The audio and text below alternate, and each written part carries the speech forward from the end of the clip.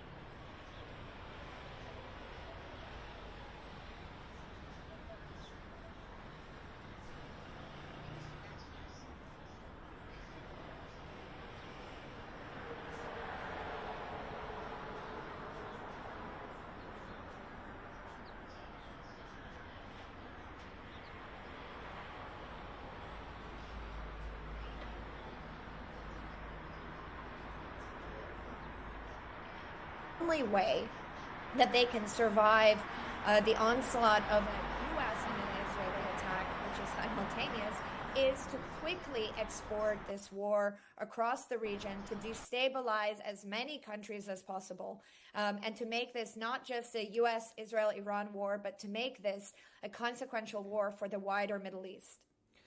But presumably because they have US bases, they are US allies, their allegiance lies with the US, with Israel, despite how complicated the region is. I wouldn't make these sort of, again, black or white assessments.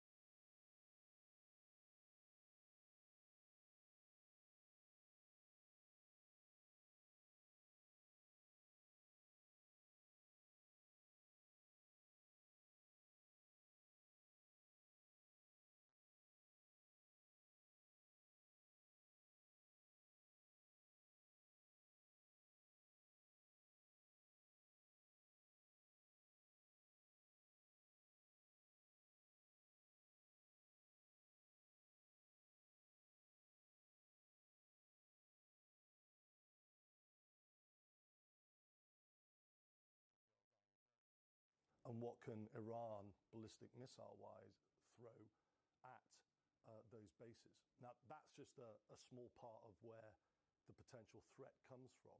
We cover this, by the way. We did a whole security brief with Christian Fraser, which went onto YouTube yesterday. It's a 20-minute piece that covers all of this. So the viewers, if they want more information, can go onto YouTube because we cover all of these eventualities. But Iran just doesn't have ballistic missiles. It's got a very comprehensive, what's called one-way attack drone threat, and that's the Shahed 136. So when Iran decides that, or if it decides that the air bases, the US air bases in the region have been struck, if Iran decides to then start launching drones, and you'll ask what would they launch drones at? Well, the US have two carriers now in the region. It's got the Gerald Ford, which is in the Mediterranean, and its carrier strike group, and that's likely where the Tomahawk land attack missiles came from to launch the initial strike this morning. But it's also got the Abraham Lincoln, which is in the region as well. And the latest information we have on that is that that carrier strike group, if you can see on the map, in the bottom right-hand region, it's Oman. That's where that's going to be based off. So that's an important part of the equation. Mikey, thank you very much for taking us through all that. And I just have plenty more on the security brief. Well, earlier we spoke to Jeremy Bowen, our international editor, for his analysis on how this may all play out. First of all, the answer is we don't know what's going to happen because we've now gone into a very unpredictable period. There were reports early on that the Israelis were saying this might last 4 days. Well, it's not really up to them. If the Iranians want to continue sending missiles, if they have the capacity to do that, I think the way potentially that this plays out is that there is a very big onslaught lasting a number of days. They do an awful lot of damage, but then if what they are trying to do is to decapitate the Islamic regime, well, they might not succeed in that because, of course, they will also have, like the Americans have been, and the Israelis, who have been told to go to their shelters. I think you'll find that senior people in the regime will be doing that too, because they will be aware that something like this would have been about to happen. And the messages coming from Donald Trump and from Benjamin Netanyahu is that once we've finished with this, Iranian people, your hour of freedom is at hand. Well, it is a terrible regime, clearly, in Iran, a regime that is happy to send its men onto the streets, as happened earlier on in the year, to kill probably, as far as we know, thousands of people who were protesting against them. Well, those people, those protesters will be thinking, well, I think they'll probably do that again if we tried. So that is a sense of deterrence for them in doing that sort of thing. And another thing to recall is that the Iranian regime is highly ideological. The Shah was overthrown, a long time ago now, 1979, and they've been there, and they do have followers. It's not like the whole country is against them. They have supporters who believe in what they're doing and believe in the Islamic regime, and most important of all, they have security forces who, it has been proven time after time, are prepared to go into the streets to shoot their fellow citizens, to kill them for protesting against the regime. So while the regime is suffering from massive economic crisis caused principally by sanctions, and while it's under huge external pressure, even before these airstrikes started a few hours ago, in terms of its own internal cohesion and capacity to inflict pain on its internal enemies, it does appear to retain that capacity. Maybe the point of the airstrikes is to try to eliminate that capacity, but trying to do things from long range is really difficult. That regime change from the air hasn't happened. When it's happened, when regimes have been overthrown, and I'm thinking about the Libyan regime, Colonel Gaddafi, 2011, Saddam Hussein, 2003, there's been men on the ground who've been fighting to start with, and also what followed was not some kind of a peaceful transition into liberal democracy and freedom and human rights for all. What happened was collapse, the collapse collapse of those states, the collapse of those countries into failed states, more than 20 years on, Iraq is still dealing with the consequences of that. And as for Libya, well, Libya's in pieces. It has a couple of different governments. It has city-states who are pretty much self-governing. It has militias all over the place. And that's something that happened 15 years ago after the collapse of the Gaddafi regime. And Iran is a much bigger, in terms of population, country than that. So there are all kinds of imponderables ahead. And I'm not so sure how hard Donald Trump has thought about all of this. And if the Israelis have thought about it, well, I think that they have their own reasons for wanting to go ahead with this. Netanyahu, for many years, has said that the Iranian regime is the biggest existential threat that Israel faces. So he will want to take every advantage that he can to try and do it serious damage.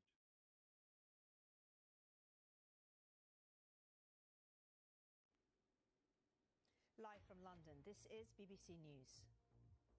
A short time ago, the United States military began major combat operations in Iran. The US and Israel launched strikes from air and sea in what they say will be a multi-day operation dubbed by the Pentagon Epic Fury. Smoke can be seen in Tehran with reports of people running in panic. There have been strikes right across the country. Iran has already been retaliating with attacks on American air bases in Bahrain. Explosions have been heard in Saudi Arabia, Kuwait, Qatar, Jordan, Iraq and the United Arab Emirates. Sirens and explosions across Israel as a state of emergency is declared and Iranian missiles are intercepted over the country. In a statement, the Israeli Prime Minister Benjamin Netanyahu says there is an existential threat against his country. The UK Foreign Office and many countries around the world are warning their nationals to shelter in place and airspace is closed across the Middle East. We'll have the very latest from our correspondents in Washington, Jerusalem and in Doha.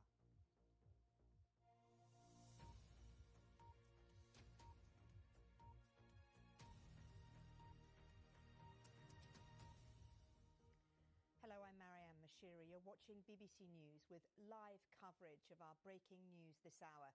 The United States and Israel are launching airstrikes across Iran.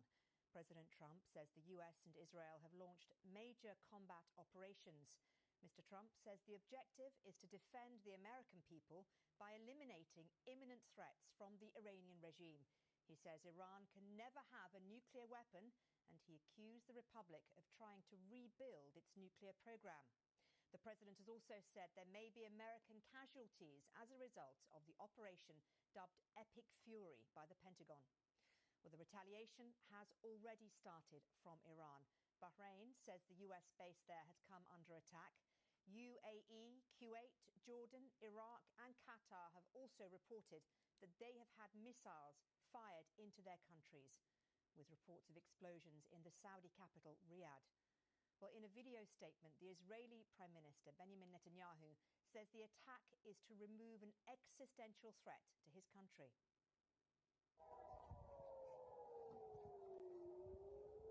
We've been hearing air raid sirens across Israeli cities. Israel's defence minister has declared a special and permanent state of emergency. He's closed the country's airspace and all schools have been shut down. Israeli defence forces say dozens of missiles are being fired into the country. 70,000 reservists have been called up. Well, the strikes are across multiple locations. Media reports say blasts have been heard in Isfahan, Karaj, Kermanshah and Qom. Mehrabad Airport, just outside Tehran, has also come under attack. Well, smoke can be seen coming from buildings in the capital, and people have reportedly been running away in panic. An Iranian official told the Reuters news agency Tehran's retaliation and response will be crushing. Well, Israeli officials say Iran's Supreme Leader Khamenei and Iran's president were also targeted. 7 missiles have hit the presidential palace, and there have been strikes around the Supreme Leader's compound. Well, the attack follows weeks of tension in the region, with US forces massing around Iran. Let's listen now to what President Trump's statement was from Mar-a-Lago a short time ago. A short time ago, the United States military began major combat operations in Iran. Our objective is to defend the American people by eliminating imminent threats from the Iranian regime, a vicious group of very hard, terrible people. Its menacing activities directly endanger the United States, our troops, our bases overseas, and our allies throughout the world. For 47 years, the Iranian regime has chanted death to America and waged an unending campaign of bloodshed and mass murder, targeting the United States, our troops, and the innocent people in many, many countries. Among the regime's very first acts was to back a violent takeover of the U.S. Embassy in Tehran, holding dozens of American hostages for 444 days. In 1983, Iran's proxies carried out the Marine barracks bombing in Beirut that killed 241 American military personnel. In 2000, they knew and were probably involved with the attack on the USS Cole. Many died. Iranian forces killed and maimed hundreds of American service members in Iraq. The regime's proxies have continued to launch countless attacks against American forces stationed in the Middle East in recent years, as well as U.S. naval and commercial vessels in international shipping lanes. It's been mass terror, and we're not going to put up with it any longer. From Lebanon to Yemen and Syria to Iraq, the regime has armed, trained, and funded terrorist militias that have soaked the earth with blood and guts. And it was Iran's proxy, Hamas, that launched the monstrous October 7th attacks on Israel, slaughtering more than 1,000 innocent people, including 46 Americans, while taking 12 of our citizens hostage. It was brutal, something like the world has never seen before. Iran is the world's #1 state sponsor of terror and just recently killed tens of thousands of its own citizens on the street as they protested. It has always been the policy of the United States, in particular my administration, that this terrorist regime can never have a nuclear weapon. I'll say it again. They can never have a nuclear weapon. That is why in Operation Midnight Hammer last June, we obliterated the regime's nuclear program at Fordow, Natanz, and Isfahan. After that attack, we warned them never to resume their malicious pursuit of nuclear weapons, and we sought repeatedly to make a deal. We tried. They wanted to do it. They didn't want to do it. Again, they wanted to do it. They didn't want to do it. They didn't know what was happening. They just wanted to practice evil. But Iran refused, just as it has for decades and decades. They rejected every opportunity to renounce their nuclear ambitions, and we can't take it anymore. Instead, they attempted to rebuild their nuclear program and to continue developing long-range missiles that can now threaten our very good friends and allies in Europe, our troops stationed overseas, and could soon reach the American homeland. Just imagine how emboldened this regime would be if they ever had and actually were armed with nuclear weapons as a means to deliver their message. For these reasons, the United States military is undertaking a massive and ongoing operation to prevent this very wicked, radical dictatorship from threatening America and our core national security interests. We are going to destroy their missiles and raise their missile industry to the ground. It will be totally, again, obliterated. We're going to annihilate their navy. We're going to ensure that the region's terrorist proxies can no longer destabilize the region or the world.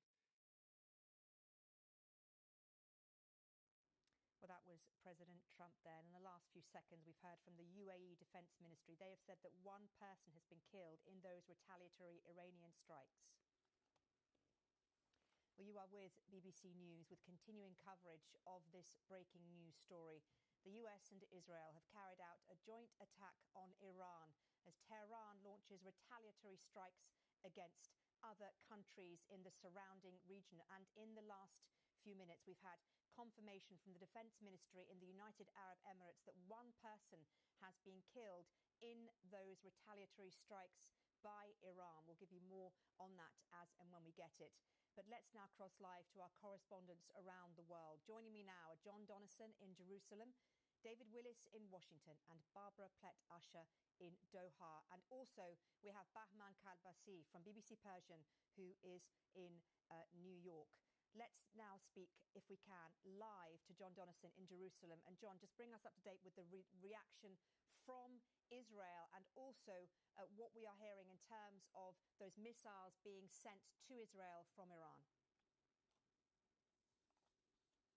Well, certainly over the last few hours, clear evidence that Iran's retaliation has begun. We've had the sound of sirens every 10, 15 minutes. We've seen explosions directly overhead our hotel here in Jerusalem, which looked like Israel's missile defense system shooting down projectiles being fired from Iran. And then further to the west in the big cities of Tel Aviv and Haifa, more explosions there. No word yet on any casualties, on any damage. Israel's missile defense shield is pretty effective. We don't know if any of those missiles got through, but I certainly don't think it's the end of it. And the language we're getting from Prime Minister Benjamin Netanyahu and that 8-minute address, you played some of it from President Trump, you get the sense that this is not a limited operation. It's going to go on for some time.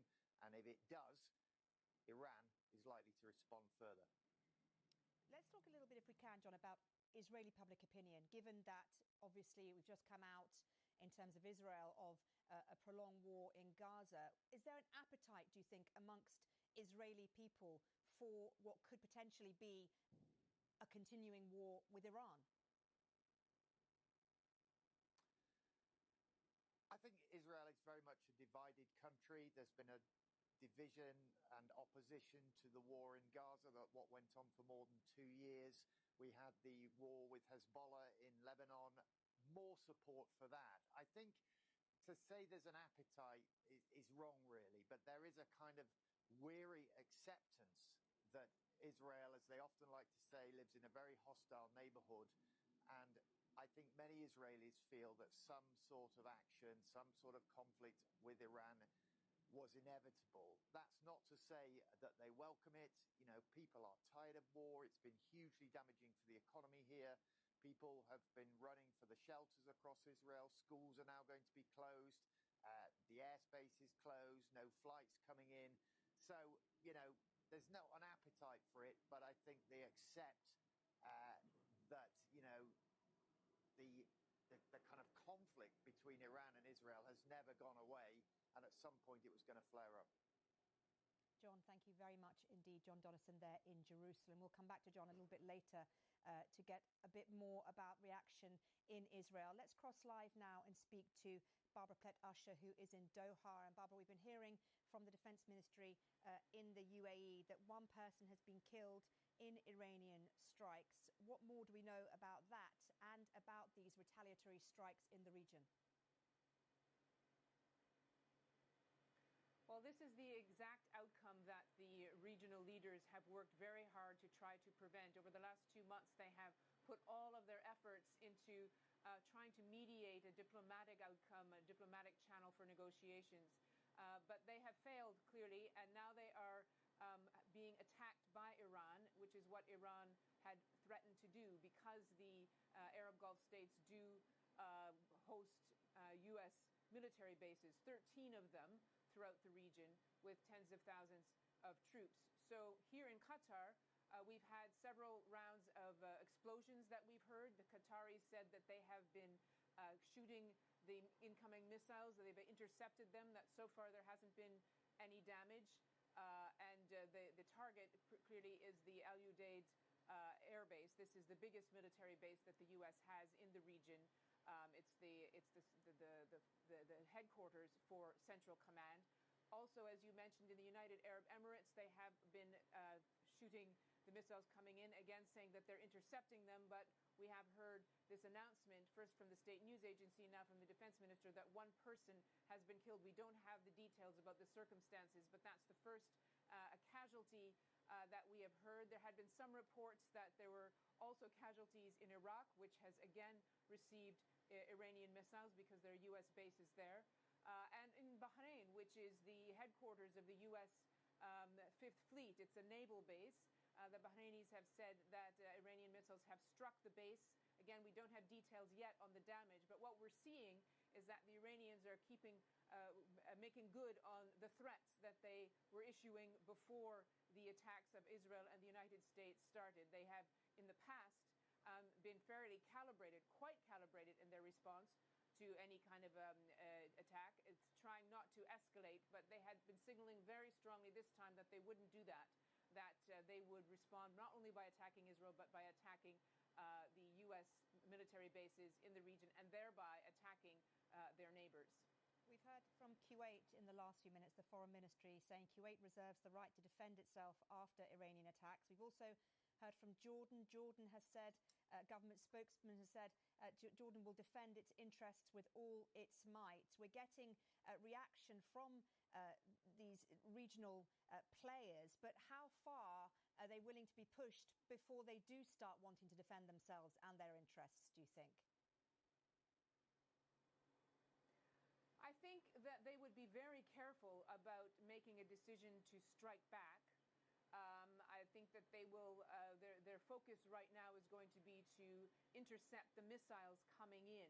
They have been very worried about the impact of this kind of conflict, especially the kind that President Trump and the Israelis have announced, which is essentially to try to get regime change. It's targeting the regime, which means that the Iranian authorities will feel that they are under existential threat and might have a more fierce response than they would otherwise. The concerns have been that the Iranians will target not just the military bases, but they may end up targeting infrastructure in the Arab countries, especially the oil and gas infrastructure on which this region depends. The concern also is wider than that, that if there is regime change, if the state does collapse in Iran, the consequences are unknown. There are various options that could happen.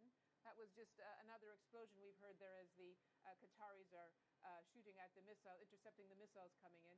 The possibility could be in Iran that the state would collapse. And, you know, the countries around here have seen that happen in Iraq. They've seen that happen in Syria. They know that there are refugees. They know that there could be weapons flows.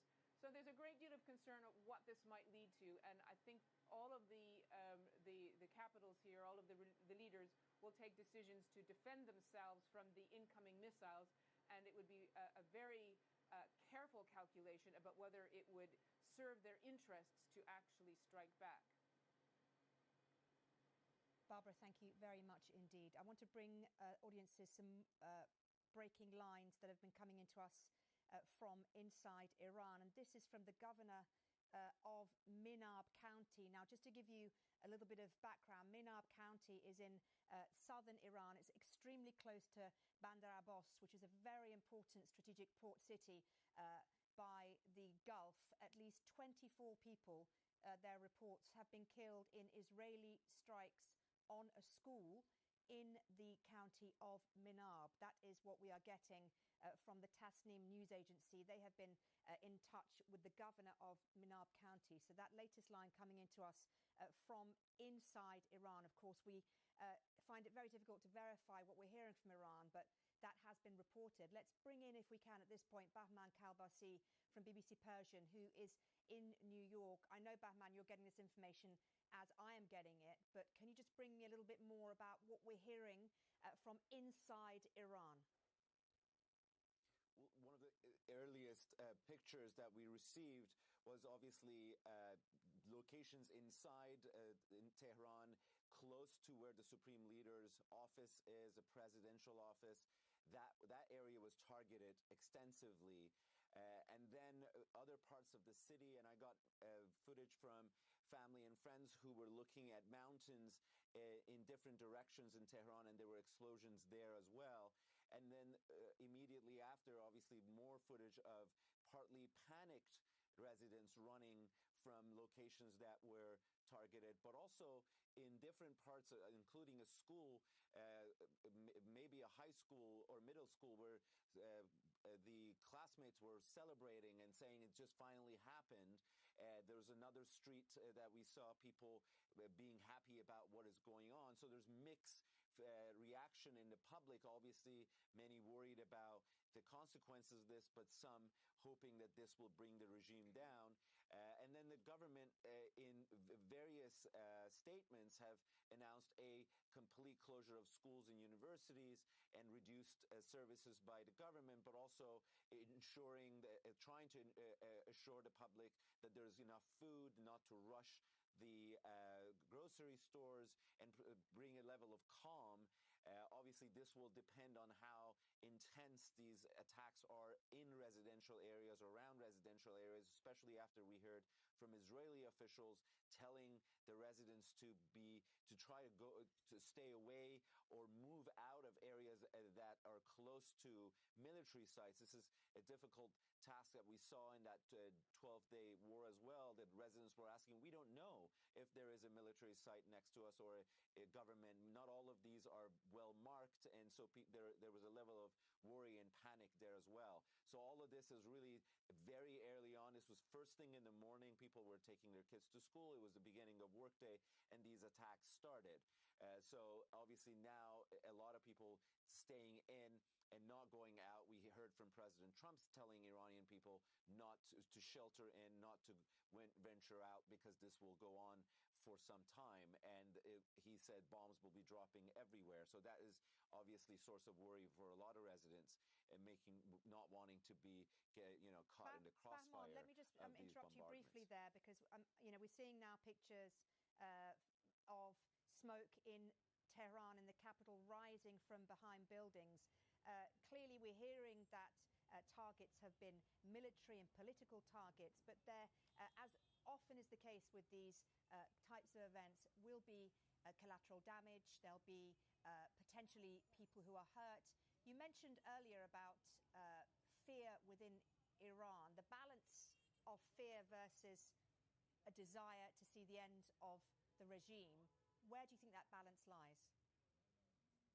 It lies in, as you said, in the number of people who are caught and the casualties that was seen. And if that increases, the balance goes towards fear and worry that this is going to make life even more difficult for Iranians who just experienced the biggest massacre in their modern history. So this is really what we've seen on the 12-day war as well. As it went on and more people were impacted by it, the public opinion started shifting towards wanting it to end. And in these footage, we see people even sort of watching not far away from they are. There are some videos that people are asking, where was hit? And then somebody answers, the Supreme Leader office was hit, and they kind of carry on. This could change as it intensifies. We got early voice from Tehran, just the first hour, somebody saying there was a number of people who were injured brought into one of the hospitals, and they're kind of overwhelmed. So given the internet is already limited and the access to a lot of pictures is going to be limited as well, it's going to take some time to get a sense of the impact of these attacks on ordinary Iranians and their daily life. Bahman, thank you very much indeed. Bahman Kabasi from BBC Persian in New York. Well, let's just cross back live, if we can, to Barbara Plett-Usher, who is in Doha. And Barbara, I just wanted to come back to you.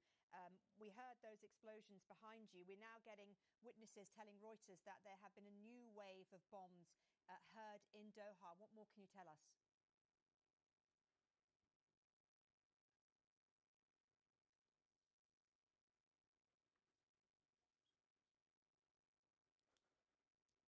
Apologies for that. We've lost sound on Barbara. We're going to try and get Barbara back if we can. But we just heard in the last few minutes a new wave of missile bomb booms. So explosions have been heard in Doha, not necessarily bombs, which I said earlier. And that's according to witnesses who have been talking to Reuters. We've also been hearing from a number of airlines in the last few minutes or so who have diverted or cancelled flights to the region. In the last 5 minutes, I've just seen that Emirates, the airline, has said that it's now, for now, cancelling all its flights to and from Dubai. I think we can go back to Barbara now, who I hope we can hear. Barbara, if you can tell us about those booms heard in Doha in the last few minutes. Yeah, the booms that we've been hearing during the morning, the Qataris are saying that they are intercepting missiles being fired by Iran into Qatar, presumably the target being the Al Udeid military base here. And the Qataris have said they have shot all the missiles out of the sky and that there hasn't been any damage. We haven't heard any reports of casualties here either, unlike in the United Arab Emirates where they're saying one person has been killed so far. So it seems as if the Iranian Iranian missile strikes are continuing, and Qatar, as well as the other Arab countries in the region, are vigilant with their interceptors, firing the missiles as they come in. Again, we're going to have to wait and see throughout the day what sort of damage has been created and whether there are further casualties. But at the moment, the Qataris and others are taking defensive action. Okay, Barbara, thank you very much indeed. Let's cross live now to David Willis, who is in Washington. And David, what's the reaction been so far from the US?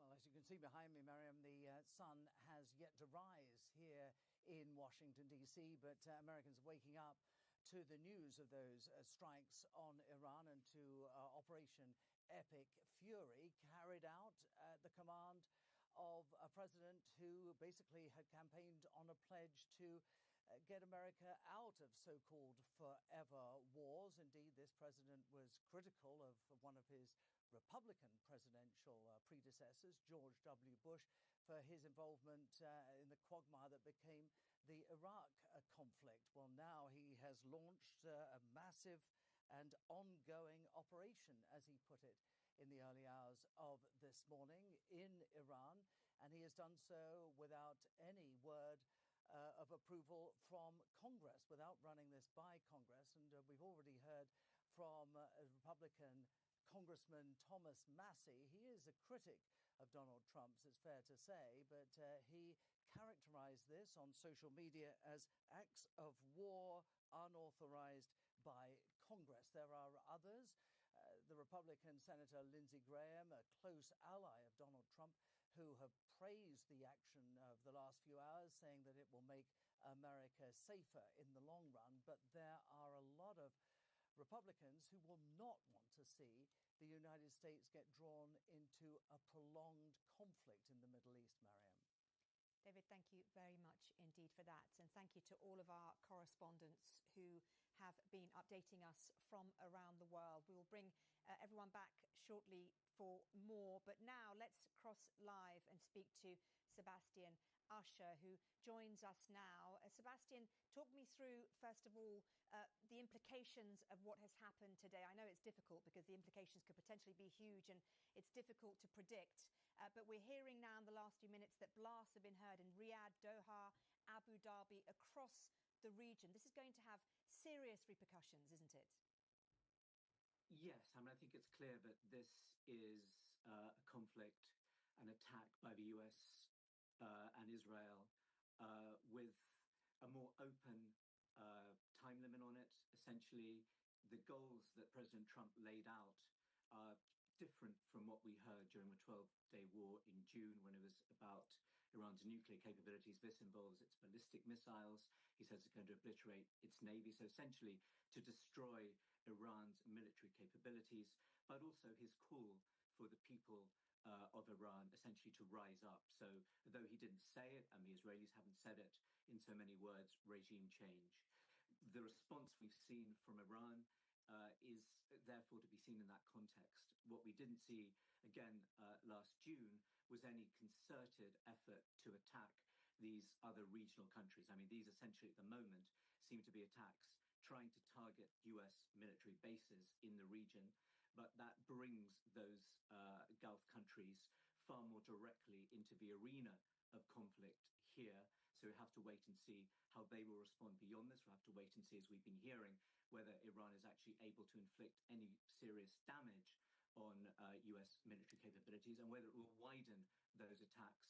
We'll also have to see if Iran's proxies in the region, which have all been weakened substantially over the past year and a half, Hezbollah in Lebanon, the Houthis in Yemen, proxies in Iraq, etc., whether they will intervene in a way that they didn't back in June. That's very much part of Iran's plan. This is an existential battle for Iran's leadership. Also, of course, we have to wait and see if the strikes that the US and Israel have carried out have targeted and have done so successfully with the military or the political leadership of Iran. Well, that's it, isn't it, Sebastian? Because ultimately, however many times you strike Iran, there has to be, most people agree, there has to be some sort of movement from within the country to progress things further, to progress them in the way that President Trump was intonating, regime change. That's not going to happen with a few missiles being aimed at the country. I don't think that, obviously we've seen the very start of this campaign. I think this looks like it's going to be a substantial campaign over potentially many days, potentially weeks. That was, again, a similar feeling at the start of the war back in June. That finished after 12 days with essentially a kind of mission accomplished from President Trump, saying that Iran's nuclear capabilities have been put out of action. Whether that's true or not, we don't know. But as I say, this seems more open-ended. Again, without explicitly saying it, this seems to be operating on a number of fronts, both the nuclear side of it, which, to be honest, in the talks that have been taking place, Iran had made some concessions which might have answered those issues. But this goes far beyond that. It goes to the ballistic missiles, some of which Iran is firing at the moment towards Israel and towards Gulf countries in the region, but also its wider military capabilities and its very existence. Again, President Trump called on the Iranian people to rise up, but told them for now to stay in place, not to risk their lives. There'll be a hope, I'm sure, in Washington that there will be a start of defections within the regime, within its huge apparatus. That at the moment, there's no sign of that. I think it will be some time before we ever get a sense of that. I think many analysts will believe that that is a very, very difficult obstacle to get across. These are groups, the Revolutionary Guards in particular, that have a huge stake in the way that Iran has been run over the past decades. They will not give that up lightly, and they will not start, I think, any large-scale defections if they feel that their own existence will essentially be put at risk by doing so. Okay, Sebastian, thank you very much indeed. We are going to just leave Sebastian there momentarily. We're showing you live shots from various parts of the Middle East. I want to bring you a line that has come into us in the last few minutes from the UK. The meeting of the UK's government's emergency COBRA meeting has now concluded. That's a COBRA meeting which we said would happen in response to the attacks. The Prime Minister is now expected to have a series of calls with allies over the coming hours. We also have been hearing from new blasts, blasts heard in places like Riyadh, in Doha, in Abu Dhabi. And we're also hearing in the last few minutes from Kuwait that there has been significant damage to a runway at the Kuwait base, which is hosting Italian troops. So significant damage to a runway at a Kuwait base hosting Italian troops. And just to give you a line from Italy's Prime Minister, Giorgia Meloni, she has in the last hour or so expressed through her office solidarity with Iran's civilian population, saying it continues to demand respect for civil and political rights. The office adds that Giorgia Meloni will consult allies and regional leaders to support efforts to ease tensions. That's the latest line from there. Well, let's cross live now to Cairo and speak to Dr. H.A. Hellier, a Senior Fellow in Geopolitics, International Security and Middle East Studies at the Royal United Services Institute. Thank you so much for joining us. And if I can ask you, first of all, for your reaction to what we've seen today. We pretty much expected this to happen at some point. Did you expect it to happen now? And did you expect it to happen in this way? Thank you very much for having me on the program.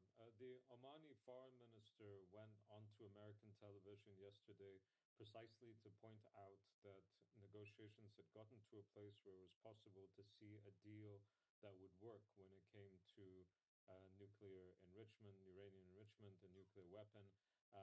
So this is clearly not about that.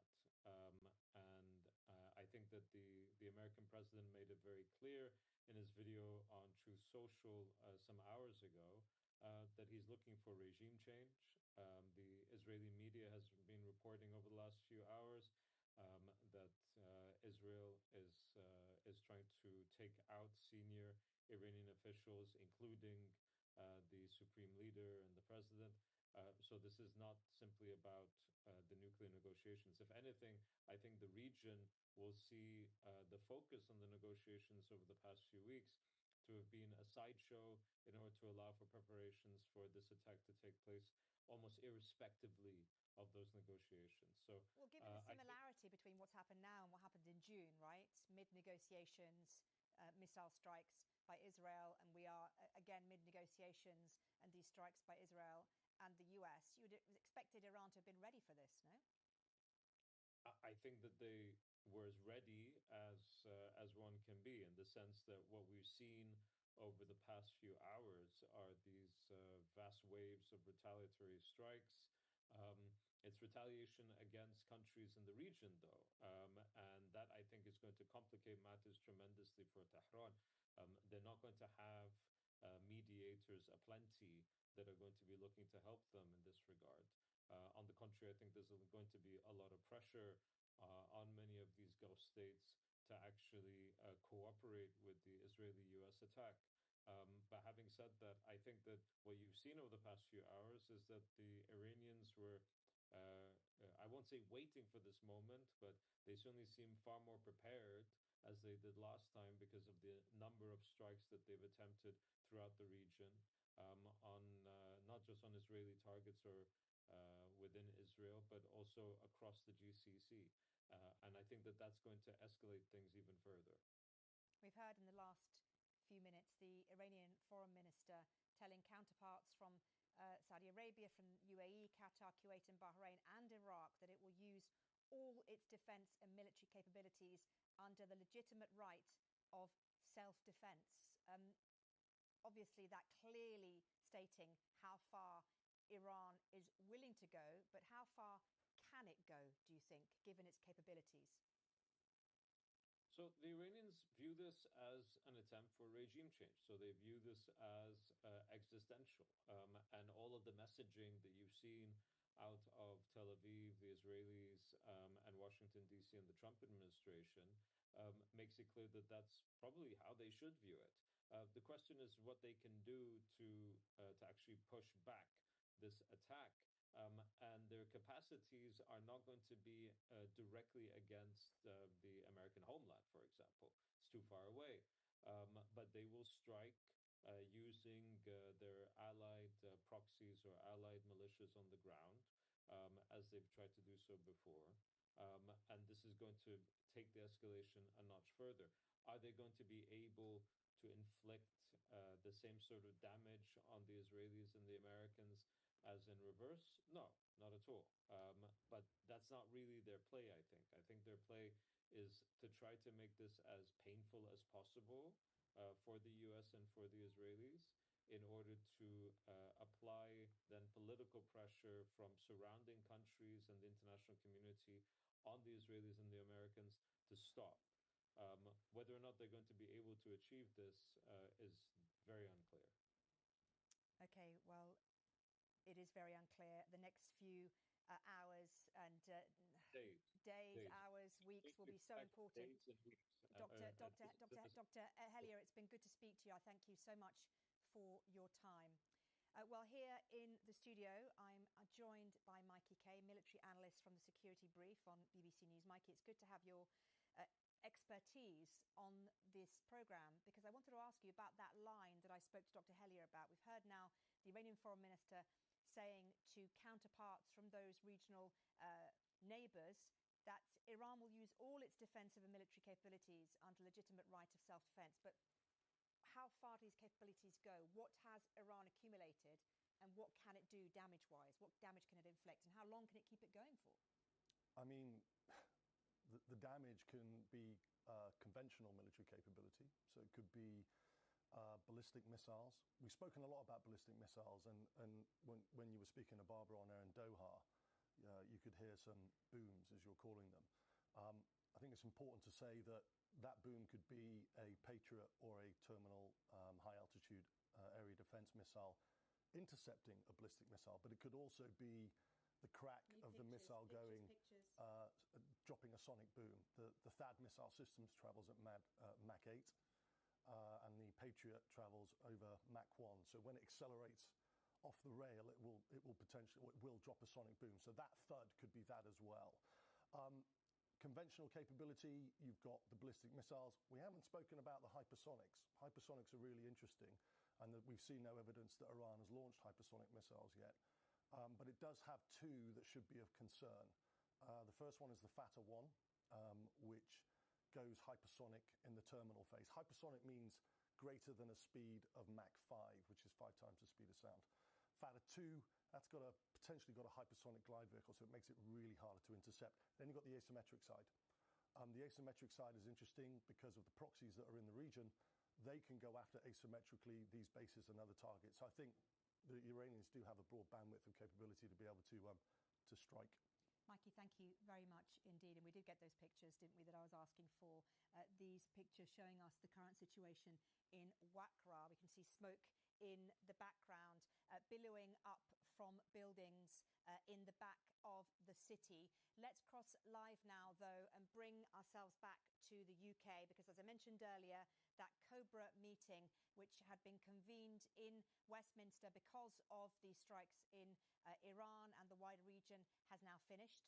We can speak to Matt Cole, our political correspondent, who joins us live from Downing Street. Matt, just bring us up to date with what we've been hearing from that Cobra meeting. Yeah, we understand that meeting has now finished. A Cobra meeting is so-called because of where it takes place. While we have obviously number 10 Downing Street here, just away to our left are what are known as the Cabinet Office buildings, and in there, Cabinet Office Briefing Room A, Cobra is where these meetings take place, hence the name. Now, we understand that meeting has now broken up. It was chaired by the Prime Minister himself.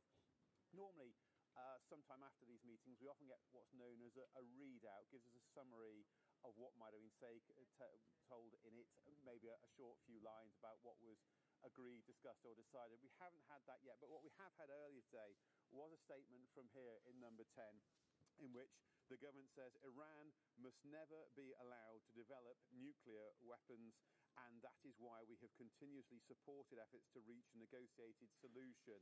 We understand, obviously, the UK did not participate or have its bases used in this action.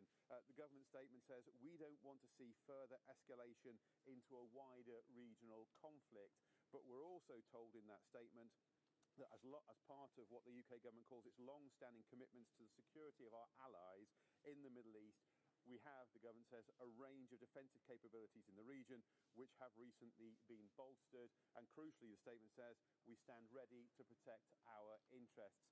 So now the meeting has concluded, we understand the Prime Minister will be holding a series of calls with allies throughout the afternoon, but no word yet as to what was actually decided or discussed here. OK, Matt, thank you very much indeed for that update from outside Downing Street. Well, let's speak now to Shashank Joshi, the Economist's defence editor. Shashank, so grateful for you to join us. Thank you so much. And clearly we are reacting moment by moment to what we've been hearing. But if I can just get your analysis of where you think we are so far, and more importantly, I guess, where we're going to be heading in the next few hours, days, and potentially weeks. Yeah, good morning. I mean, there's three big differences here from last year's strikes by both America and Israel. The first one is the scope of this campaign. This is now very, very clearly a war of regime change. And regime change may not be an explicit aim of the strikes, but it is to create the conditions for regime change. That is what we heard from Trump. That's what we heard from Benjamin Netanyahu. That's very, very clear. And there are risks associated with that in terms of the tension between a short war that Trump seeks and the fact that regime change can take a long time. The other differences, I think, are also that Iran's retaliation has been much faster. I think they took about 18 hours to respond last year to the first Israeli strikes, and this time the response has come initially against Israel within hours. And the third, and I think very, very important difference, the third difference here is that the Iranian response is much broader. You know, we have already seen confirmed attempted strikes against Bahrain, where the US has the headquarters of its Fifth Fleet, against the United Arab Emirates, against Saudi Arabia. Now, many of these may have been intercepted, but Iran has a lot of missiles within reach of those shorter-ranged territories across the Gulf, and that makes this very, very different from last year. I know a lot of people watching this and listening to it at home are going to be asking this question. How serious is this? Where is the off-ramp here for all of those involved? We're getting retaliatory strikes from Iran. We'll get potentially more action from the US and Israel. Where is this going to end, and how bad will it get? First of all, there's no off-ramp. This is not a diplomatic process whereby America and Israel are striking Iran in the hope that it sees sense and does a deal. That ship has sailed. We're now going to be looking at multiple days of heavy, sustained American-Israeli bombing of Iran. Let's be very clear. They're not waiting for Iran to offer a deal anymore. I believe they have already tried to kill the supreme leader, Ayatollah Ali Khamenei, the Iranian president, senior IRGC leaders. I don't know if they're dead.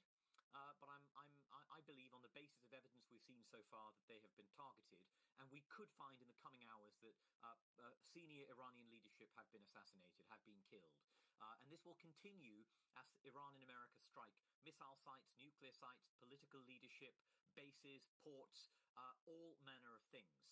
Now, Iran will respond to the best of its ability because it knows there's very little to hold back now. There's very little to lose by trying to go after these targets. And Iran's aim here, I think, will be attempting to make sure they can kill Americans in some of these bases in the region. Because if you do that, you impose a political cost on Donald Trump. And while you can provoke him, you might also force him to think, hang on, I don't want this to last for weeks with more Americans dying 6 weeks before midterm elections. So I think in the coming days, we will see more Iranian launches, more attempts to try to strike those bases across the region. And the key question is, can America and Israel identify those missile launches and destroy them on the ground, and then intercept the incoming missiles that are fired to a sufficient degree that avoids heavy casualties? And right now, I don't know the answer to that, but I'll be watching very closely for the evidence of any Iranian success in these Bahrain strikes, these Saudi strikes, these Emirati strikes in the coming hours. And let's talk a little bit about that Iranian leadership and the potential for it to have been taken out. We don't know yet what's happened. We believe that the leadership, as you mentioned, has been targeted. What would be the next steps then if those targetings have succeeded? Where is any kind of regime change, which clearly has been made clear by President Trump and Benjamin Netanyahu is what they want to see happen? Where is that going to come from, Shashank? Because it seems extremely unlikely, given how repressed the opposition has been in Iran for 47 years, that it's going to come from within the country, unless, of course, the military have a hand in it. Yeah, I think there's an interesting tension, isn't there, in Trump's statement between saying he wants the Iranian people to topple the regime, saying you won't get this opportunity for another generation, and his message to the Islamic Revolutionary Guard Corps, who of course are the kind of Praetorian guard of the regime. They're a parallel military in effect. And he's saying to them, put down your arms and I give you immunity. So the question is, how can you offer the military immunity at the same time as encouraging the people to sweep away the regime, the IRGC, and all of this? There is a natural tension here, I think. But what I see in both the Trump and the Netanyahu statements is a sense that we want regime change, but the people who deliver it will have to be the Iranian people on the ground themselves. And perhaps, I've heard some reports of American officials talking to Kurds in the border parts of Iran, in the periphery of Iran. I think you will see an Israeli and American effort to encourage the opposition to rise up in mass protests again and sweep away the regime once the bombs have stopped. But there is no guarantee that will succeed.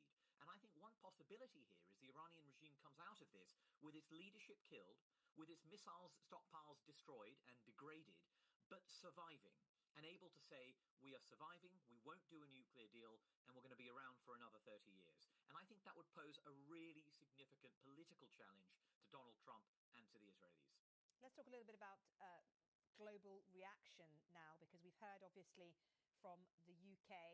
We've also heard from Australia, who have come out supporting US efforts to send missiles to Iran. But it's been more muted from other areas. We haven't really had a huge number of global leaders coming out and supporting the military action per se. Supporting the Iranian people, yes. Supporting the potential for there to be some sort of regime change. And, of course, supporting the efforts to stop nuclear proliferation in Iran.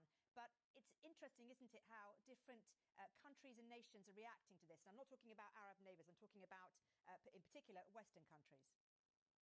I think that's right. I noticed Kaja Kallas's statement. She's, of course, the foreign policy chief for the European Union. And her statement, I read it as effectively being all but backing these strikes, saying we don't like the Iranian regime, we don't like what they've done on supporting armed proxies in the Middle East, on their nuclear program, on attempting to kill dissidents in Europe. Iran has made a lot of enemies in Europe. But nonetheless, there is also concern, I think, about the legality of these strikes. And I did notice with interest the Norwegian foreign minister saying very clearly he thought this was illegal. This was in violation of the UN Charter. So I think you will see splits in Europe and countries which really don't want to take part in these strikes, both because they're concerned about the legality and because they just don't know the end goal here. They don't know how this ends. But they're not sad to see the Iranian regime humbled, a regime that has tried to kill dissidents in Europe, that has tried to conduct assassinations in London, in Paris, elsewhere. I think in private, and some of them in public, will be fairly happy about this. And of course, here I recall the words of Chancellor Friedrich Merz of Germany, who said, I think last year, Israel is doing our dirty work for us. And that statement prompted quite a lot of outrage, you could say, in some quarters. But he was also saying what many people were thinking amongst Europe's leadership in private. And let's talk, if we can, about Russia and China. We've heard from the Russian Foreign Ministry describing the US and Israel's actions as reckless, saying they violate international law, calling for a return to political and diplomatic solutions. China hasn't said anything so far, but we do know that yesterday it's told its citizens to evacuate Iran as soon as possible. What role, potentially, could these two powers have in what's happening here? Actually, very little. I think that they, of course, have the capacity to do a lot if they want. They could send arms shipments to Iran, they could militarily intervene, but that won't happen. Russia, of course, is preoccupied in Ukraine. It doesn't have spare capacity to deal with this issue, although it is a partner of Iran. There's quite a lot of distrust between the two sides, and Iran is aware in the last 6 months Russia hasn't done a great deal to help rearm Iran after its losses last year.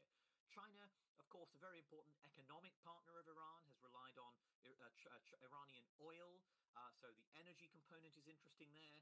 But actually, again, China does not have a long history of really getting involved in the Middle East in a serious way. You know, it's been involved in diplomacy, it's been sending statements, but I fully expect China to make these comments while sitting broadly on the sidelines, focusing on its main interest, which is how do we ensure there's continued supply of energy from the Middle East that we need to keep the Chinese economy running. I know it's difficult for you to answer this question, Shashank, but what do you predict will happen over the next few hours and days? I think we are going to see more waves of strikes. Don't forget, these come in waves. Israel sends planes. Those planes have to come back. They have to be refueled. They have to be rearmed. And then they go back. We'll see that. We'll see a higher tempo of US attacks because, of course, the US is launching attacks from this vast fleet it has around in the Middle East, including cruise missiles. But we will also begin to see, I suspect, US aircraft going near or above Iran, letting off some of their own air-to-ground missiles. And then we will see Iran continue to try to get through American and Israeli missile defenses by trying to saturate them, trying to keep the salvos coming in the hope that they can, as I said, draw blood, extract a political price from the United States for this operation. That will continue, I think, throughout the rest of this day. I think it'll continue throughout the rest of this weekend. This is not going to be, as we saw with Operation Midnight Hammer, the US strike last year, an in and out, one day and done operation. This is going to be with us for a bit longer than that. Shashank Joshi, Economist, Defence Editor. It's been so good to get your analysis. Thank you very much. Well, this is the scene in Qatar. This is Wakra, Al Wakra municipality in Qatar. It's on the eastern edges of the shores of the Persian Gulf. And a short while ago, when we were keeping an eye on these pictures, we saw plumes of smoke from those booms that we were reporting on earlier on BBC News. A new wave of booms heard across the region. And remember, we've also been hearing in the last few minutes or so from the Iranian Foreign Ministry, who has pretty much said to Arab neighbours that Iran is using all its defensive and military capabilities under legitimate right of self-defence to protect the integrity of Iran. Well, let's get a little bit more now on what is happening in the air, in particular what's happening with flights, because we've had a lot of information coming into us about airlines cancelling flights, airlines having to tackle closed airspace. BBC Business correspondent Mark Ashdown is in the studio with me. Mark, what are we hearing? Well, picture the scene last night. British Airways flight BA123 took off on time at 8 o'clock from London Heathrow heading for Doha. Just a couple of hours into that flight, though, the pilots were ordered to turn back. The 200 or so passengers on board found themselves just a couple of hours later back on the tarmac in London. That was one of the first. By 6 a.m. this morning, the flight tracking service, Flight Radar 24, showed there's normally a stream of aircraft crossing over Iranian and Iraqi airspace. That had dried up. Flights were diverted across the much safer Saudi Arabian airspace instead. And we've been speaking to all the major airlines this morning. They say they've diverted or cancelled many flights to the region, citing safety, of course, and apologising to customers. I'll give you a flavour. Virgin Atlantic cancelled its service from London Heathrow to Dubai. Also warned flights to the Maldives, India and Saudi Arabia could have longer flight times because of rerouting. British Airways cancelled flights to Tel Aviv and Bahrain until Wednesday. And today's service to Amman is grounded too. And Wizz Air confirmed it suspended all its flights to and from Israel, Dubai, Abu Dhabi and Amman with immediate effect up until including next Saturday. Flights also to Saudi Arabia cancelled until Tuesday. So major disruption in what is a very congested airspace anyway. Absolutely, yes. This route, these routes that we're talking about here are extremely busy, and particularly they're busy over a weekend as well. Absolutely, yeah. And I mean, they are following the regulators' advice. The authorities, the European Union Aviation Space Agency, warned all aircraft to avoid crossing that airspace above Iran and Iraq at all altitudes. The UK Civil Aviation Authority also warning passengers who plan to travel to the Middle East to regularly check with their airline before leaving for the airport. And the UK Foreign Office has hour-by-hour advice on visiting any country around the world. Just in the past hour, it's updated that it has added Kuwait to the list of Middle Eastern nations where British citizens have been advised not to travel. That includes Jordan, Syria, Lebanon, Iraq, Yemen, Turkey, Saudi Arabia and Oman. The advice to British nationals there is, and I quote, due to reported missile attacks across the region, British nationals should remain vigilant, follow local authority advice and take shelter if advised. So if one was planning a holiday in any of those places that you have just mentioned, what should one do now? Contact the Foreign Office, go online, look at information. What's your advice? Well, in the first instance, contact your airline who you're due to travel with. Stay in regular contact with them. You can get advice from the UK Foreign Office. As I say, that's hour by hour updated. In terms of compensation, if you can't travel, there are very strict rules around that too, but it is a very unusual situation. Ordinarily, if a flight's cancelled, the airline has a duty to put you on the next available flight it can find, even with another airline to get you there. But I guess when the entire region is shut down, that's not possible.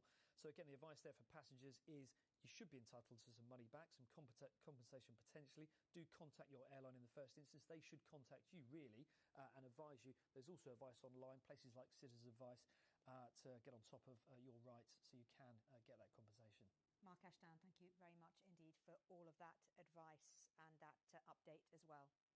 Well, let's just bring you up to date with what we know so far, and that is that earlier this morning, Israel and the United States launched missile strikes on Iran.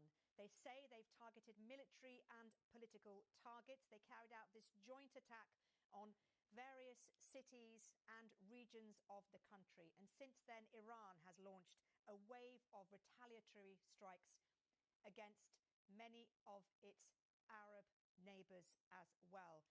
We can see some live pictures now of Qatar.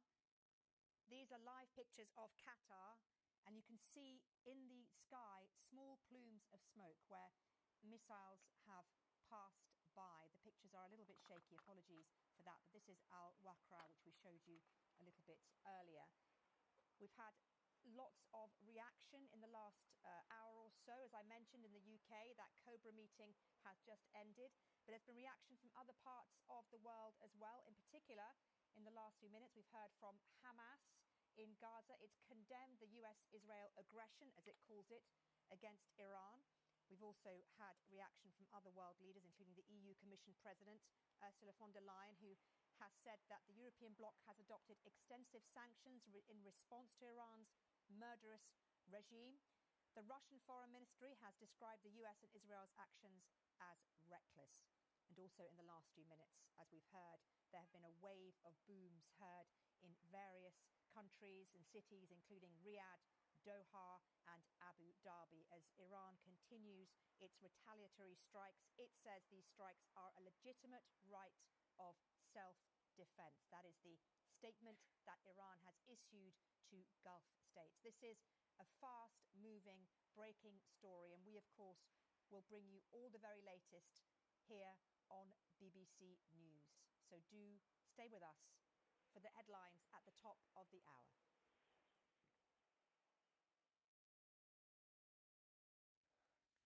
Live from London, you are watching BBC News. A short time ago, the United States military began major combat operations in Iran. The US and Israel launched strikes from air and sea in what they say will be a multi-day operation dubbed by the Pentagon Epic Fury. Smoke can be seen in Tehran with reports of people running in panic. There have been strikes right across the country with reports of deaths in a school. Iran has already been retaliating with attacks on American air bases in Bahrain and other nations. Explosions have been heard in Saudi Arabia, Kuwait, Qatar, Jordan, Iraq and UAE.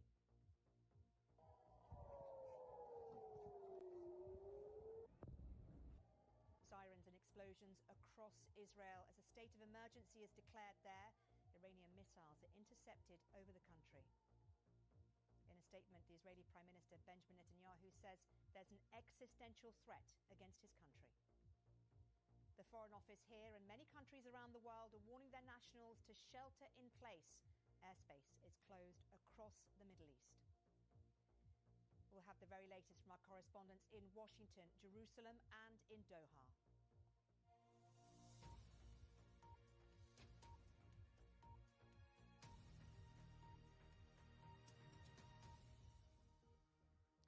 Hello, I'm Mariam Mashiri. We continue coverage of this breaking news on BBC News this hour. The United States and Israel are launching airstrikes across Iran. President Trump says the US and Israel have launched major combat operations.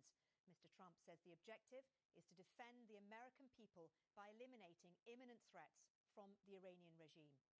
He says Iran can never have a nuclear weapon, and he accuses the Republic of trying to rebuild its nuclear program. The president has also said there may be American casualties as a result of the operation dubbed Epic Fury by the Pentagon. The retaliation has started from Iran. Bahrain says the US base there has come under attack. Qatar, Kuwait, Jordan, Iraq and Saudi Arabia have also had missiles fired into their countries. We're getting reports of one person killed in the United Arab Emirates.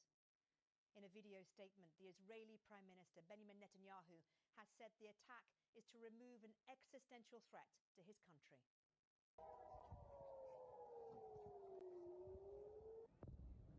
We've been hearing air raid sirens and explosions across Israeli cities. Israel's defense minister has declared a special and permanent state of emergency. He's closed the country's airspace and all schools are shut down. Israeli defense forces say dozens of missiles are being fired into the country. 70,000 reservists have been called up. In Iran, the strikes are across multiple locations. Media reports say blasts have been heard in Esfahan, Karaj, Kermanshah, Qom and the port city of Bushehr. Mehrabad airport just outside Tehran has also come under attack. Well, Smoke can be seen coming from buildings in Tehran, and people have reportedly been running away in panic. Iranian media say 24 people have been killed at a school in the south of the country. An official has told the Reuters news agency that Tehran's retaliation and response will be crushing. Israeli officials say Iran's supreme leader Khamenei and Iran's president were both targeted. 7 missiles have hit the presidential palace, and there have been strikes around the supreme leader's compound. The attack follows weeks of tension in the region, with US forces massing around Iran. Well, let's take a moment now to listen to what President Trump's statement was from Mar-a-Lago a short time ago. We are going to destroy their missiles and raise their missile industry to the ground. It will be totally, again, obliterated. We're going to annihilate their navy. We're going to ensure that the region's terrorist proxies can no longer destabilize the region or the world. My administration has taken every possible step to minimize the risk to U.S. personnel in the region. Even so, and I do not make this statement lightly, the Iranian regime seeks to kill. The lives of courageous American heroes may be lost, and we may have casualties. That often happens in war. But we're doing this not for now. We're doing this for the future, and it is a noble mission.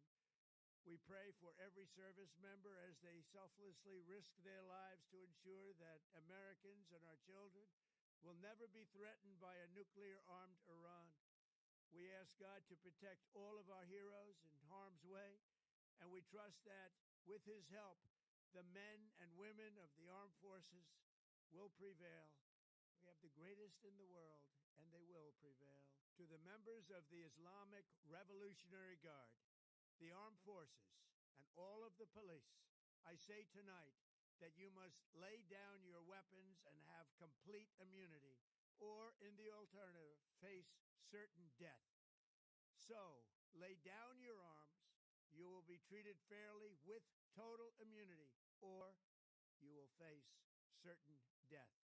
Finally, to the great proud people of Iran, I say tonight that the hour of your freedom is at hand. Stay sheltered. Don't leave your home. It's very dangerous outside. Bombs will be dropping everywhere. When we are finished, take over your government. It will be yours to take. This will be probably your only chance for generations.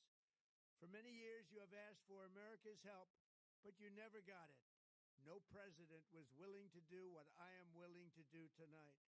Now you have a president who is giving you what you want. So let's see how you respond. America is backing you with overwhelming strength and devastating force. Now is the time to seize control of your destiny and to unleash the prosperous and glorious future that is close within your reach. This is the moment for action. Do not let it pass.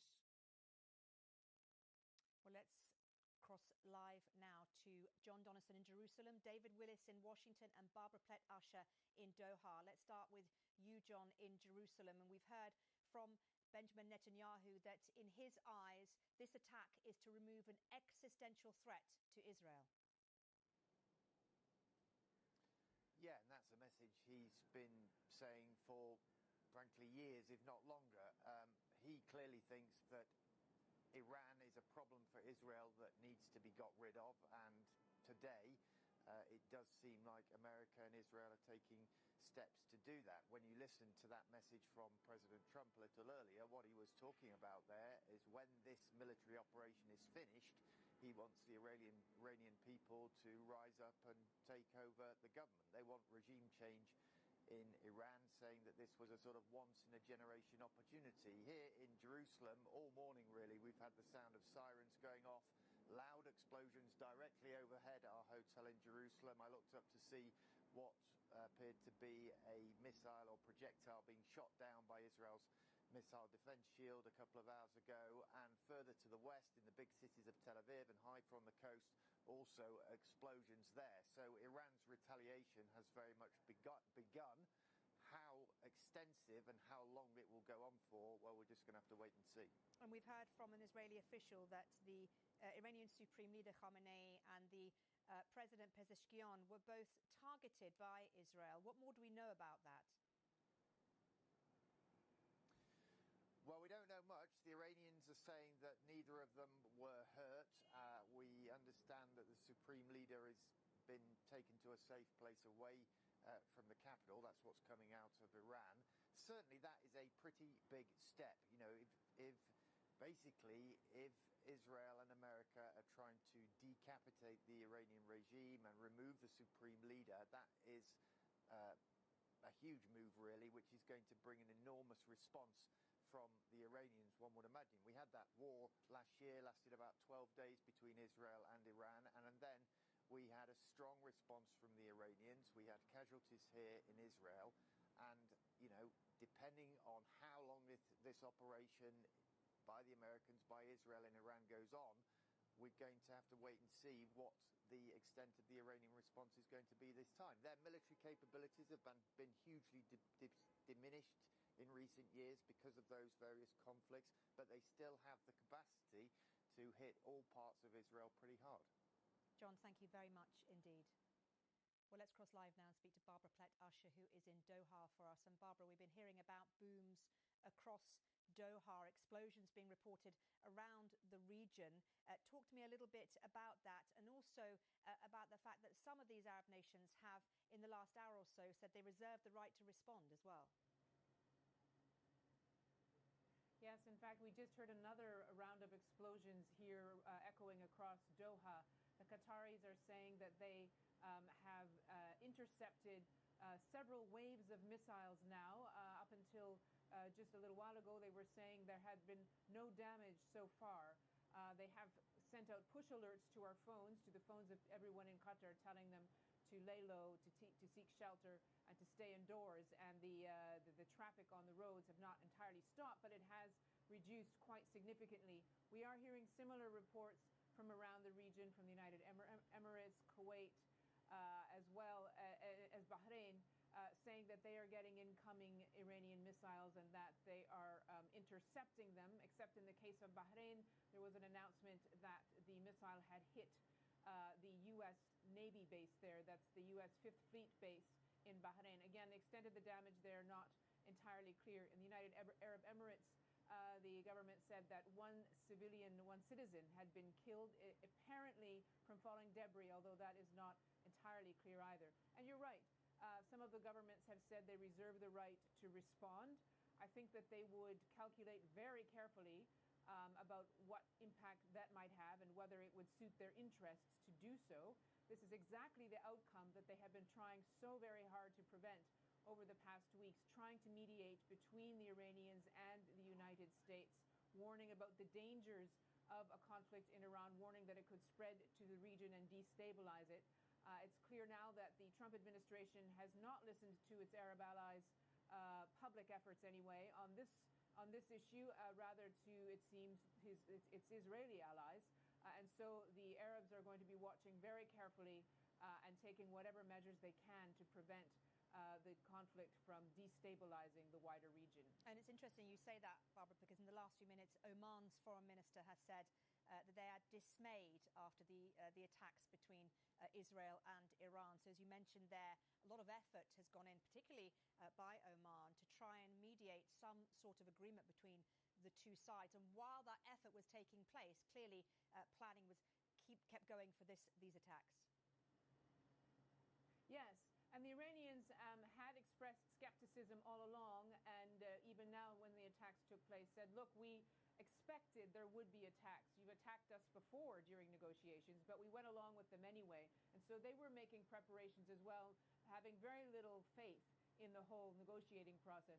But the Omanis, who were mediating, that was the place where the talks were taking place, did pull out all the stops. The Omani foreign minister having gone to the United States on a sudden trip this week to try to urge the administration to continue with the negotiations and saying that they were making significant progress. He called it a breakthrough. He said that the Iranians had agreed that they would not that they would move all their stockpiles of enriched uranium out of the country, that this was a really important move and that it could be built on over a period of time to actually get an agreement. Again, that intervention failed. The planning for this military operation has clearly been in place for some time, and now the President Trump has decided to go ahead with the aim of regime change, which is frankly the most drastic outcome that could have been the case. There was questions about what an Israeli-U.S. military operation might involve. Would it be limited strikes to kind of force the Iranians further along in the negotiations? Would it be strikes on just military targets like the ballistic missiles sites, the nuclear sites? But no, Mr. Trump has made it clear that they're going further than that. And again, that is a source of concern for the Arab neighbors and the Arabs in the Gulf, because who knows what will come afterwards, and whether they will be subject to flows of refugees and weapons coming across the borders if the worst case scenario comes true. Barbara, thank you very much. Barbara Usher in Doha. Let's cross live now and bring in David Willis, who is in Washington for us. And David, bring us up to date with what more we've been hearing in terms of reaction from Washington. Well, it's a little after 7 o'clock in the morning here, Mariam, and Americans are waking up to news of this major operation in the Middle East, Operation Epic Fury, carried out on the orders of a president who, of course, campaigned to spare this country from so-called forever wars, and who was openly critical of one of his Republican presidential predecessors, George W. Bush, for the immersion in the conflict in Iraq that the United States became involved in. Well, that same president who criticized his predecessors for their inaction has now staged this massive and ongoing operation, as he called it in that video address this morning, going to the lengths of saying that this could lead to American casualties, and doing all of this without the approval of Congress. And indeed, just after word came of that, the start of that operation in Iran, Republican Congressman Thomas Massey, true, he has been a critic of Donald Trump's of late, categorized the action in Iran as acts of war unauthorized by Congress. There are others, like the South Carolina Senator Lindsey Graham, who have applauded this operation, even though he has warned too of the possibility of American casualties. But I think a lot of Republicans, even those who support this operation, will not want to see a prolonged conflict in the Middle East. David, thank you very much indeed for that. And thank you to our correspondents in Doha, Barbara Usher in Jerusalem, John Donison and David Willis in Washington. Thank you to all of you. Let's bring you some video now that's come into us at the BBC. And this is video of some of those strikes in the Arab nations. This one is in Bahrain. It's one of several countries which have been hit. Just keep looking at this picture. For those of you who are not looking, it's a picture of a building. You can see a low-rise yellow beige coloured building. The camera's moving towards the left and the right, and you can see just after that there is a plume of smoke in the background, and this is the building that has been hit as far as we know. We know that this is a missile strike. This has been filmed by someone on the ground, and it's pretty unusual to get footage like this. This is a different view of it. You see, look at the explosion there.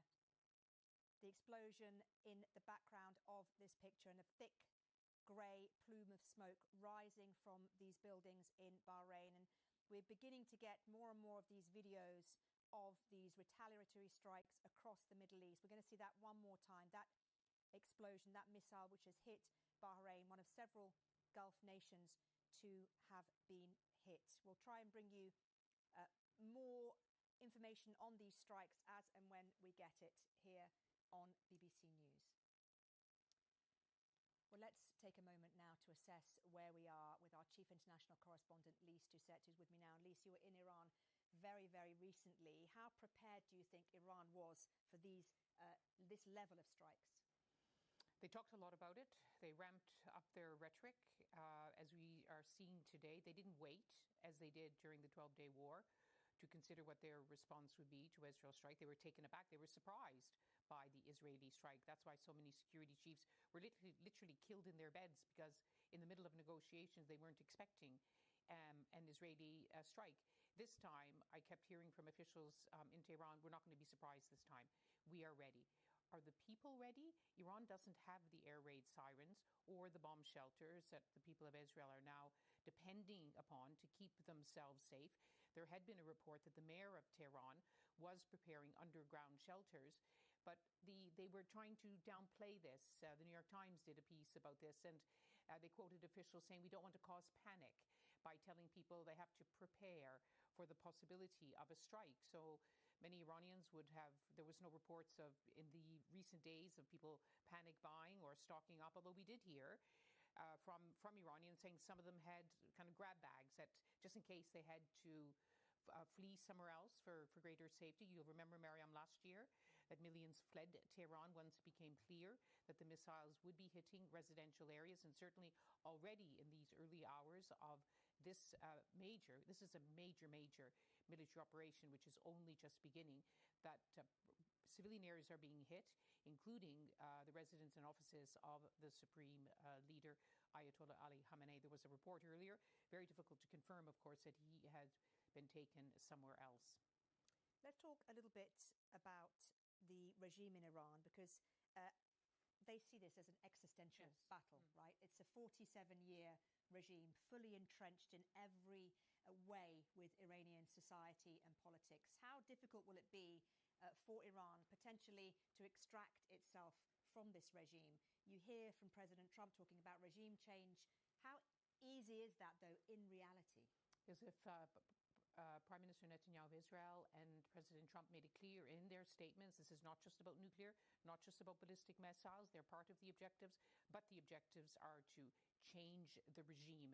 You've been broadcasting that statement by President Trump saying to Iranians, take shelter now because their bombs will be dropping, but when it is done, and who can say when it will be done, that they should just seize this once-in-a-generation opportunity to change the order in Iran. It's very difficult, Mariam, as you know, to establish just how much support the authorities still have. I think it's clear that the support they have has been draining away. There are still the elite Revolutionary Guard Corps. There's the Basiji, the volunteer militia. They were set up specifically to defend the Islamic Republic, very ideological, very much committed to hardline, committed to the regime. We saw no evidence. Of course, we didn't see everything, but in those really extraordinary months of January, when the security forces used lethal force, unprecedented lethal force, to put down the protests, causing tens of thousands of casualties, including many thousands of deaths. It's still being counted that the regime has lethal force and is willing to use it. So there will those who will fight to the last breath. Will there be others who will be willing to do a deal?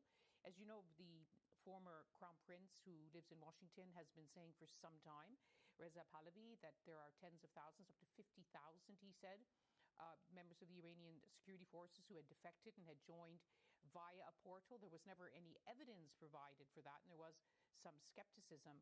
But in moments like this, where a great shift seems to be underway, some will decide to fight and some will decide to flee. President Trump, of course, has laid down your arms and you will be given immunity, and if you don't, you'll face the consequences.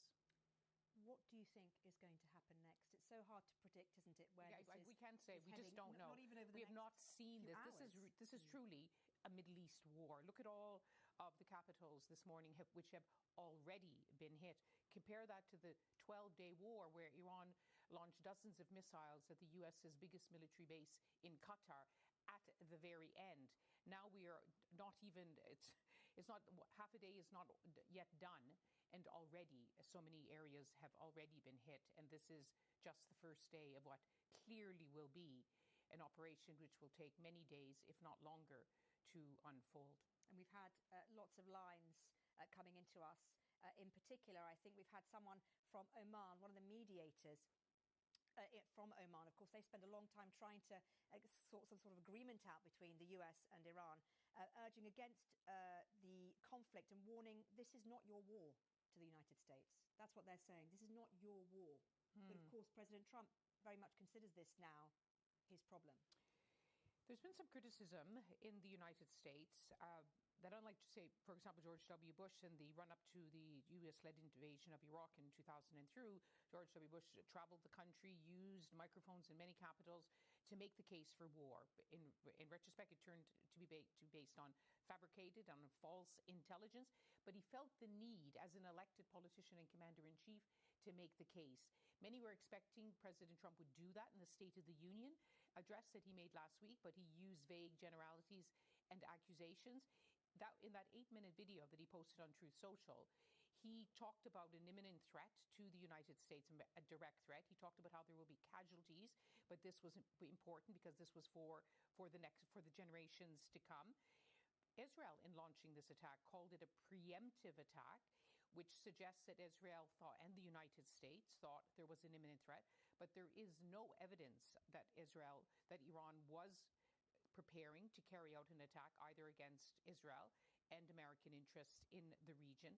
And even the case that was made by President Trump that, of course, it's very, very difficult to know completely what is happening in Iran now, but the best intelligence assessment said that they hadn't started enriching uranium again because significant damage had been done to their main enrichment sites. And even though President Trump had accused Iran of working on intercontinental ballistic missiles, which could hit the United States, the general intelligence assessment is that if they are working on it, they are still years away from being able to actually build that kind of a missile and build them in sufficient quantities. So we'll have to wait to see whether more evidence is provided.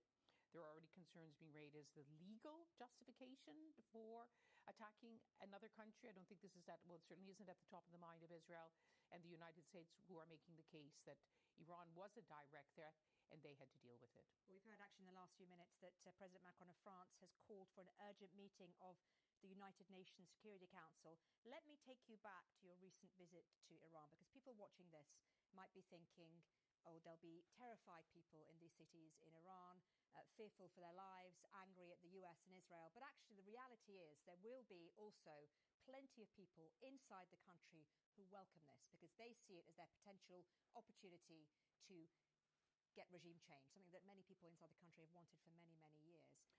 How likely is that to happen, do you think? And did you feel when you were there this groundswell of anti-establishment feeling in Iran? It's very difficult to establish what the groundswell is. As you know very well, Iran is a vast country, Iraq and Afghanistan combined, and even greater than that. And more than 90 million people. Our last visit, we were just in Tehran. But there was a distance. As far as we can see, there was a very different mood from when we were there the year before. We arrived on the day of the ceasefire, and there was a kind of, let me say, a rallying around the country, cementing Iranian attachment to their country because it had come under attack from Israel and the United States. This time, we felt the very, very still raw anger and pain after what happened in January. So many lives lost, people breaking down in tears when we asked them, what is your main worry? And saying, why did so many young Iranians have to be killed? Why did they use such force? So grieving the loss of loved ones. And for the first time ever in all the many years I've been going to Iran, there were people who said, no one likes their country to be attacked, but I believe I've got nothing to lose now. I'm desperate for change, and the only way we can really bring about change is by external support, by American airstrikes. But equally, there were also many who said we don't want another war. We are already reeling under so many pressures in our lives. It would be too perilous, too unpredictable. And we have been hearing as the speculation grew that an attack was imminent, there was a growing sense that people in Tehran and in many other cities were on edge, fearing the worst, not knowing what to do, where to go, what would happen to their own lives. I really felt, Mariam, on this visit that Iran, it was a different country and that Iran was at a crossroads and pulling in different directions. Okay, Lise, thank you very much indeed. Lise Doucette, our Chief International Correspondent. Well, let's just bring you up to date for the next 1 or 2 minutes on exactly what we know so far. And that is that earlier on today, the US and Israel carried out airstrikes, a joint attack on Iran. They struck multiple targets, not only inside the capital Tehran, but also around the country. In retaliation, we know now that Iran has sent missiles to various Arab countries. We're hearing of booms being heard across places like Doha. We've been hearing about Bahrain being hit as well. We know that Iran has said that it is defending itself. It has justified this retaliation in that it's called it the Iranian right to defend itself. It's told that to many Gulf states. It says that all its defensive and military capabilities will be used under legitimate right of self-defense to protect the integrity of Iran. We've also been hearing, of course, about the aftermath of those attacks inside Iran. And we were hearing just a few minutes ago about a school in the county of Minab, which is very close to Bandar Abbas. Bandar Abbas is an important strategic port city. We've been hearing Iranian media saying that up to 40 people, some children as well, are believed to be amongst those, have been killed in a missile attack on a school in the Minab region. We don't know the details and we haven't been able to independently verify this, but that is what we're hearing. So, in terms of the latest, we are continuing breaking news coverage of this story here on BBC News. It's now time, though, to say goodbye to those of you who have joined us on the BBC's World Service and continue coverage for those of you who are watching on BBC News.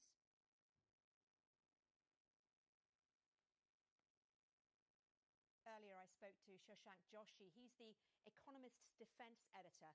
We spoke for a while and we spoke about getting a real sense of where the situation is right now and where it's heading. I mean, there's three big differences here from last year's strikes by both America and Israel.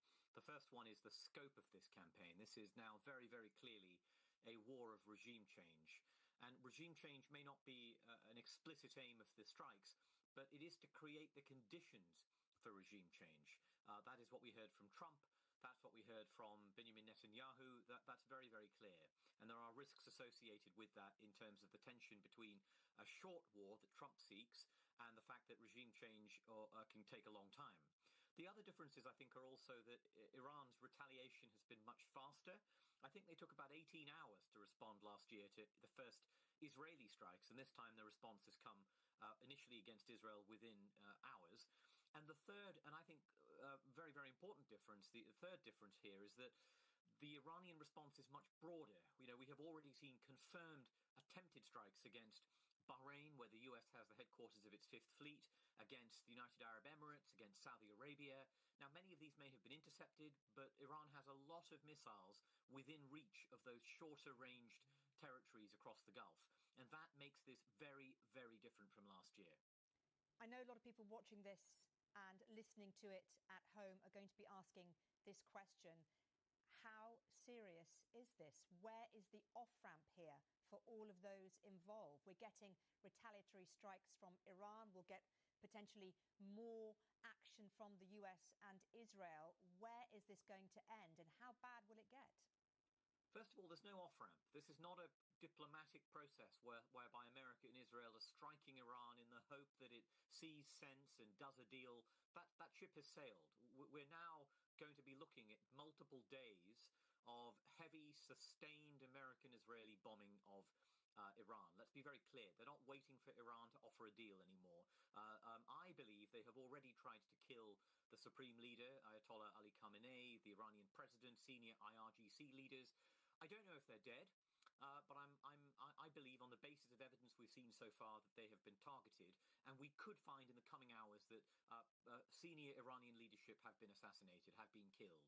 And this will continue as Iran and America strike missile sites, nuclear sites, political leadership, bases, ports, all manner of things. Now, Iran will respond to the best of its ability because it knows there's very little to hold back now. There's very little to lose by trying to go after these targets. And Iran's aim here, I think, will be attempting to make sure they can kill Americans in some of these bases in the region. Because if you do that, you impose a political cost on Donald Trump. And while you can provoke him, you might also force him to think, hang on, I don't want this to last for weeks with more Americans dying 6 weeks before midterm elections. So I think in the coming days, we will see more Iranian launches, more attempts to try to strike those bases across the region. And the key question is, can America and Israel identify those missile launches and destroy them on the ground, and then intercept the incoming missiles that are fired to a sufficient degree that avoids heavy casualties? And right now, I don't know the answer to that, but I'll be watching very closely for the evidence of any Iranian success in these Bahrain strikes, these Saudi strikes, these Emirati strikes in the coming hours. And let's talk a little bit about that Iranian leadership and the potential for it to have been taken out. We don't know yet what's happened. We believe that the leadership, as you mentioned, has been targeted.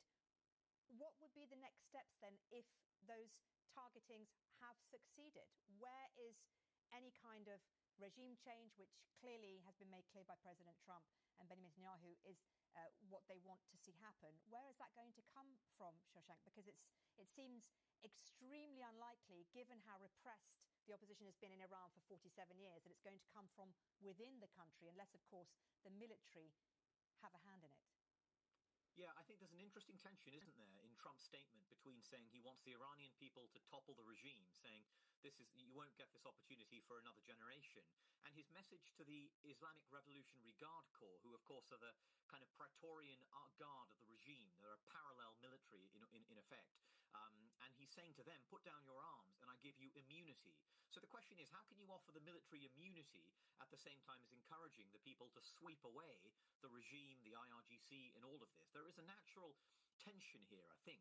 But what I see in both the Trump and the Netanyahu statements is a sense that we want regime change, but the people who deliver it will have to be the Iranian people on the ground themselves.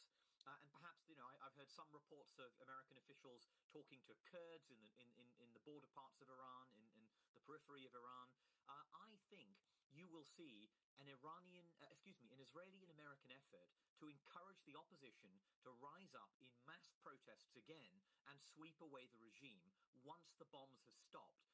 But there is no guarantee that will succeed.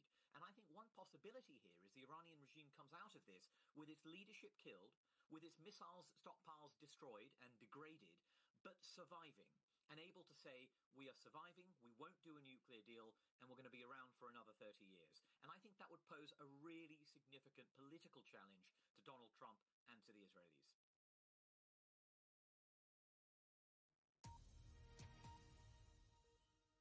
Let's just bring you a breaking line coming into us from state television in Iran. Remember, I told you about that school that was apparently hit by a missile earlier on today. The death toll at that school, which is in the Minab County, which is down near Bandar Abbas, that important port city. The death toll has now risen to 51, according to state television. An attack on that school, or at least a missile, has hit that school in the Minab region. We are trying to ascertain exactly what the circumstances are of this and to verify everything we are hearing, but I'm giving you a heads up on what Iranian state television has been reporting in the last few minutes. Well, let's get a little bit more insight and analysis now about what this means for the wider region. Let's cross live and speak to Jasmine El-Gamal, who is a Middle East analyst and former Middle East advisor at the US Department of Defense under President Obama. Always good to talk to you, Jasmine. Thank you for joining us today. And let me just ask you, first of all, for your assessment of what this means now, given everything that we've been hearing. Well, thank you so much for having me on again. I mean, this is clearly extremely worrying in terms of where this could be headed. It's very surprising timing, although it was also surprising timing last year when Israel and the U.S. struck Iran in the middle of negotiations. But Iran has responded very quickly this time around, striking U.S. military bases in 5 of the 6 GCC countries. We're already seeing reports of civilian casualties. You mentioned the civilian casualties, the girls that is now, hopefully we'll see verification of that.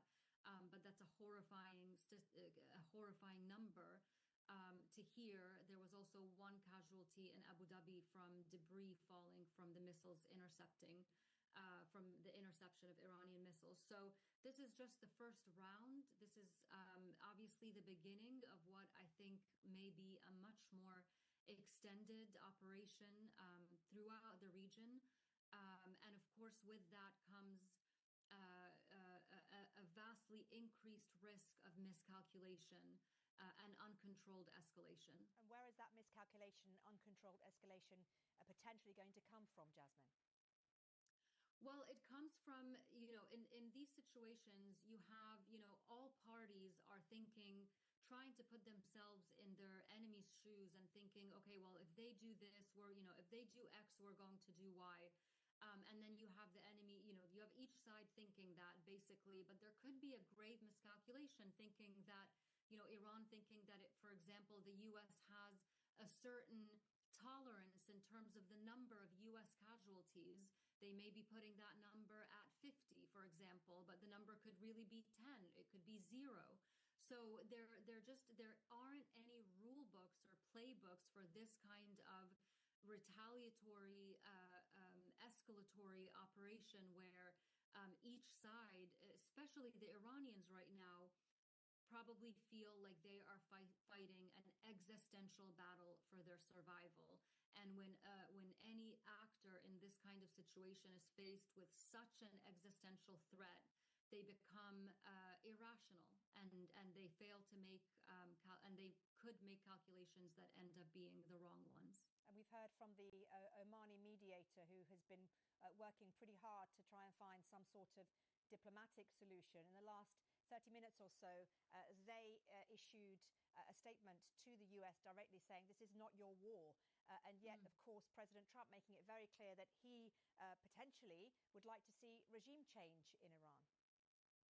Well, this is really interesting. I mean, obviously, you can imagine the level of dismay from the Omanis because they have been working so hard at mediating between the two sides. And the Omani foreign minister was just on Face the Nation, the US program, saying that he thought there had been unprecedented progress made in the talks and that the Iranians had come to a point where they had agreed on zero stockpiling, which you cannot make a nuclear weapon without stockpiling.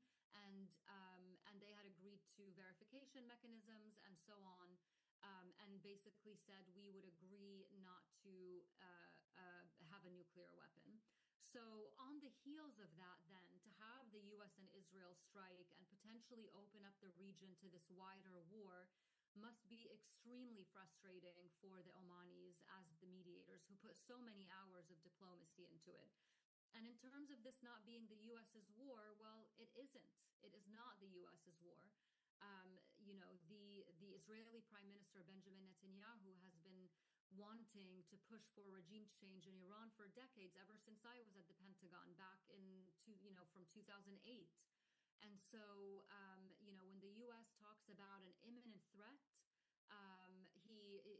President Trump has failed to articulate to the American public what that imminent threat was that would require a US president to bypass Congress and go into war in this manner. Let's talk a little bit about the wider implications for the Arab region. Iran has retaliated now, targeting various Arab countries. Some have reserved the right to take their own action. But what are we looking at here? Are we going to see this tit for tat escalating, or will there be restraint from these Arab nations? The Arab nations are going to be very careful about how they proceed because they know how vulnerable they are. They do have U.S. facilities in their countries, and one thing they could do is release some of the restrictions on the U.S. operating from those bases and from their countries directly targeting Iran. Now, if they released those restrictions and the U.S. was able to fully operate from within 5 or 6 or even 3 GCC countries, then Iran becomes much more susceptible to collapse. But it also raises the risk for those Gulf countries because Iran would also, to the extent that it can, and until it can no longer do will then retaliate more broadly within those countries and not just on U.S. military bases in those countries. Jasmine, it's good to talk to you. Thank you for your analysis. Let's just bring you some lines that are coming into us in the last few minutes. We've heard that the Foreign Minister of Iran, Abbas Araghchi, and the Foreign Minister of Russia, Sergei Lavrov, have reportedly had a conversation, and they've been talking about the next steps, or the leadership's next steps, to repel US and Israeli aggression, and also talked about the disruption of negotiations for what they call a peaceful resolution to the Iranian nuclear program. That's a telephone conversation. Sergei Lavrov also condemning the unprovoked armed attack by the US and Israel on Iran, which he says in this phone call violates the principles and norms of international law and completely disregards the grave consequences for the regional and global stability and security. That's the latest. We also are hearing from the Israeli military that additional barrage of missiles have been launched towards Israel in the last few minutes, and the Israeli police have confirmed that all holy sites are closed to visitors in accordance with national emergency guidelines. We're also, and you can see here the live picture of Haifa. If I can take you now briefly to Kuwait. Kuwait says that it's intercepted missiles targeting a base housing US personnel. That is news we've had in the last few minutes. And also, we've also seen smoke billowing from a location on Doha's western edge. That is Doha's western edge, due to missiles being fired from Iran. Also, to give you a line from Iran's foreign minister, who says that Iranian armed forces are prepared for this day. That's the latest from the Iranian foreign ministry. Well, let's dive a little bit more deeply now into Iran and what this means for the 47-year-old regime. Let's cross live to Brighton, where Dr. Komron Matin joins us. He's a lecturer specialising in Iran at the University of Sussex. Thank you so much for joining us. Let's just ask you, first of all, for your assessment of where this leaves the regime after 47 years. An existential threat it's being seen as, isn't it? Yeah, good afternoon, Mariam, and thanks for having me on. Yes, indeed, this is the watershed in the post-revolutionary history of Islamic Republic, and the regime has indeed never been less popular, with less social support, and weaker geopolitically in the region and militarily following the last summer's war. So by all accounts, regime is extremely weak, but as you and your viewers know, it still has a significant security apparatus, which has no restraint in killing protesters, as we saw just a few weeks ago on the streets of Iran. Thousands of people were gunned down. So the situation is dire indeed, and based on what we know, there doesn't seem to be more than two options or scenarios. One is that the attacks undermine the regime to the extent that opposition groups and people are able to take over state institutions, and there were signs back in January that people tried to storm police stations and so on. And this is the outcome that President Trump and Benjamin Netanyahu probably have in mind. But given that ability and will of the Islamic Republic to kill protesters, that this might happen is not a foregone conclusion by any means. It's also possible that that with current leadership out of action, if you like, if the supreme leader is killed, for example, in these attacks, other elements from within the regime more willing to make a deal with the Trump administration take over and make a deal. This is also very similar to what United States did in Venezuela, and probably would be the preferred option. But this is also not a foregone conclusion. In fact, it might be the case that with Khamenei out of office, a more hawkish element within the Islamic Republic, especially IRGC commanders, basically dominate and take over the state, and a militarized situation, although Iran is already quite militarized, but in terms of the government, take over. So there is a lot of uncertainties, but it's clearly this time the attack is not designed to simply put pressure on the Islamic Republic, but to either overthrow it or weaken it to the point that it's toppled from within. Dr. Komron Matin, it's good to talk to you. Thank you for your analysis. Thank you.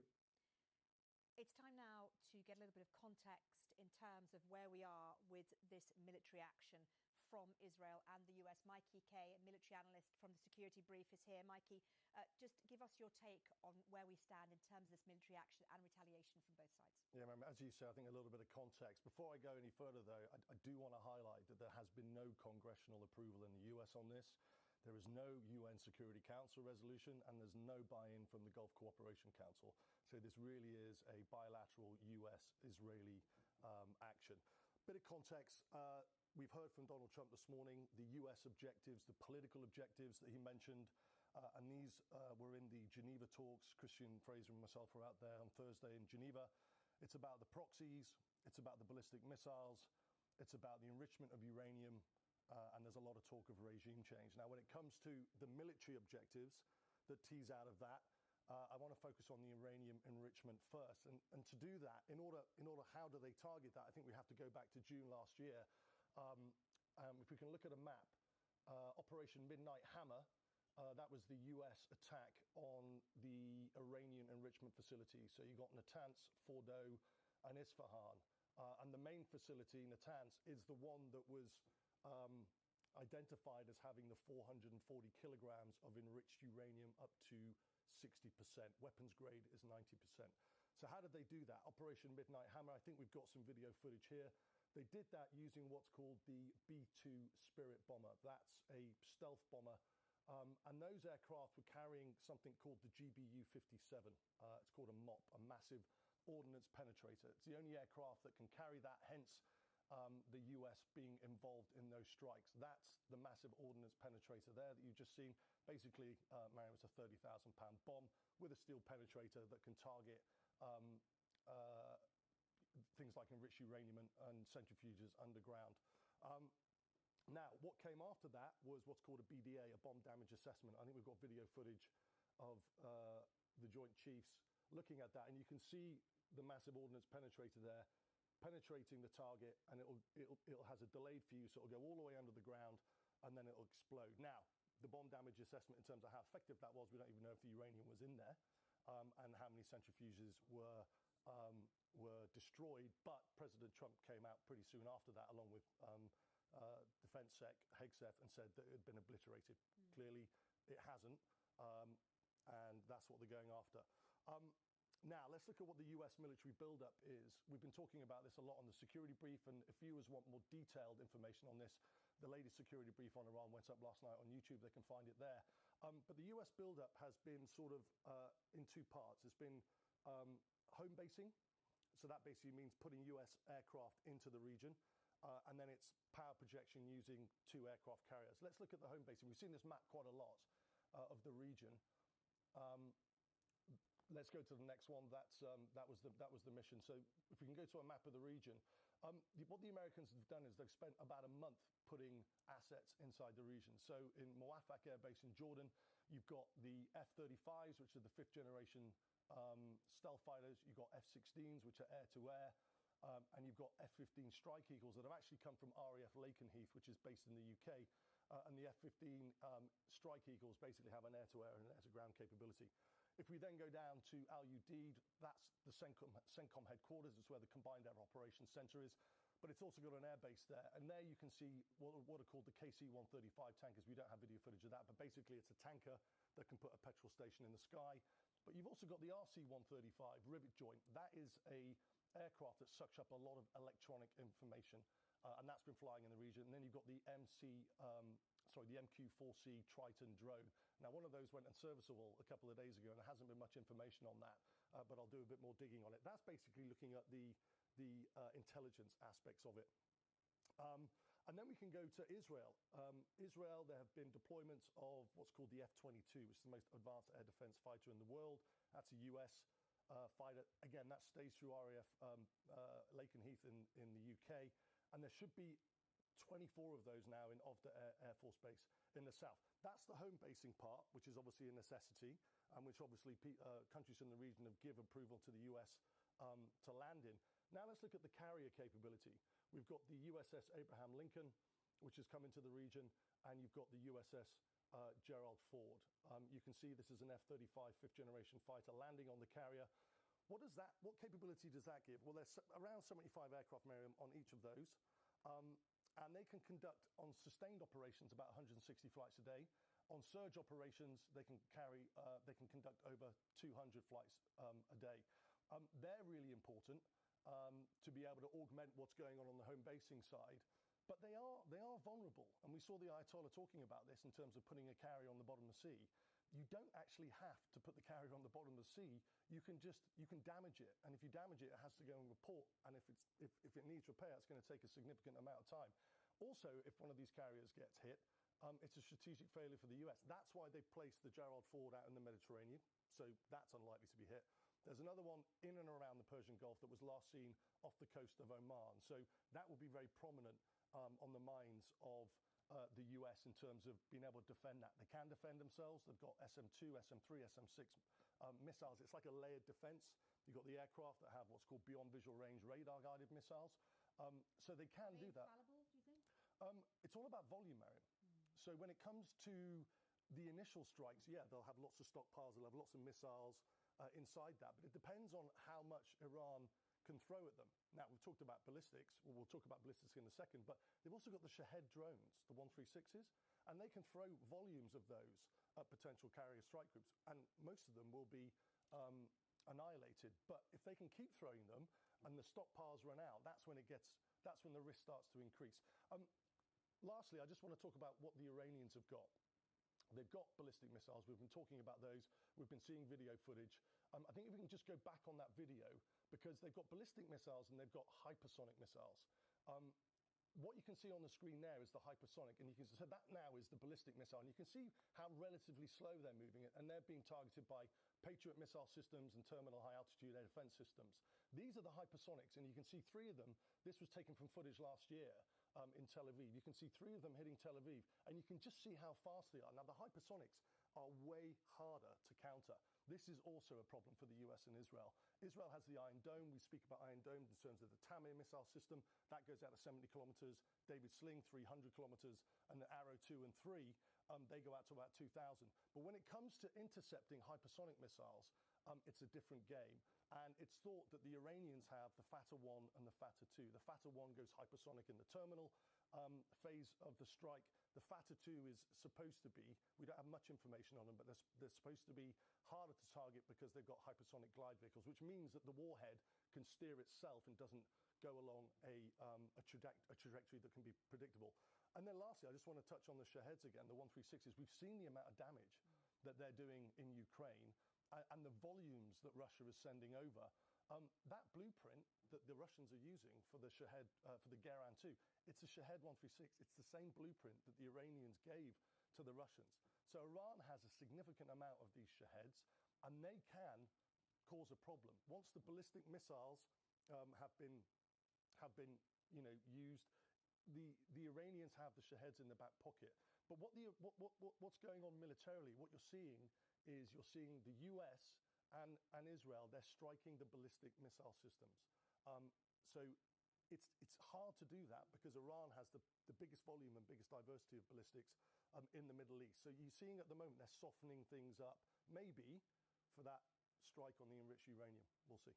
Mikey, thank you very much indeed for that comprehensive look at the context behind what's happening militarily, because ultimately this is a military strike and it's important to understand the ins and outs. So thank you to Mikey Kay. Let's just take you to a few places, bring you some breaking lines. We're showing you the scene in Al Wakra in Qatar at the moment. I don't know if you can see in the background, there are some buildings there.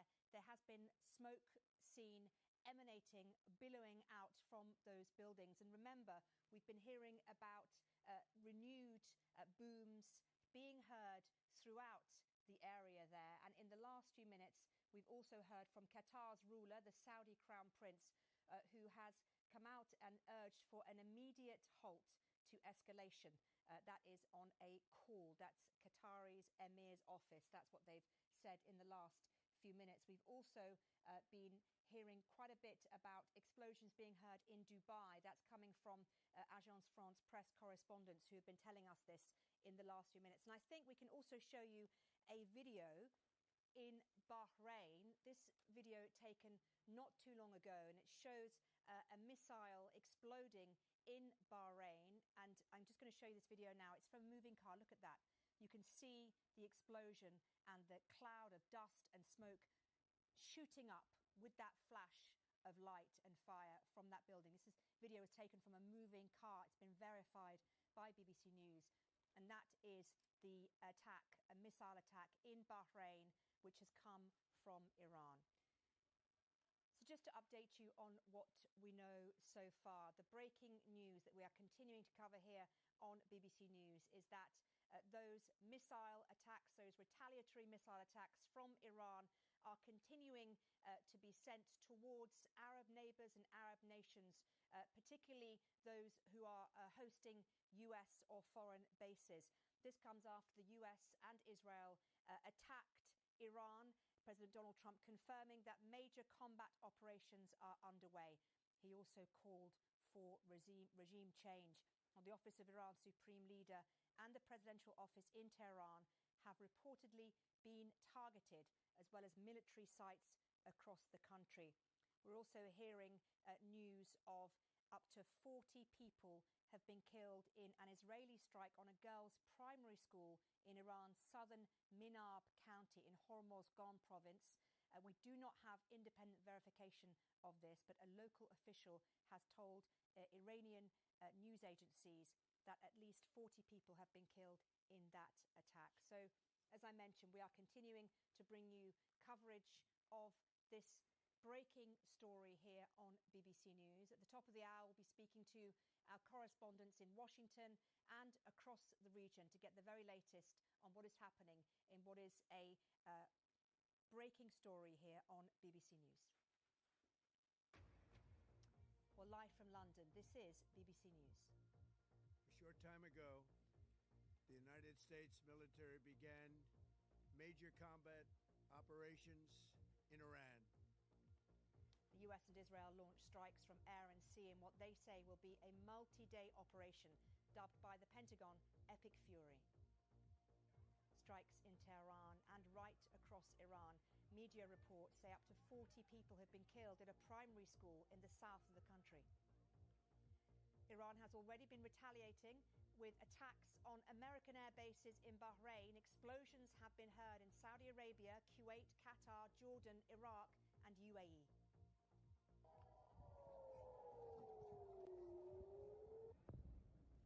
Sirens and explosions across Israel as a state of emergency is declared. Israel says a new barrage of Iranian missiles are on their way. In a statement, the Prime Minister, Benjamin Netanyahu, says there is an existential threat against his country. Here, the Foreign Office and many countries around the world are warning their nationals to shelter in place, and airspace is being closed across the Middle East.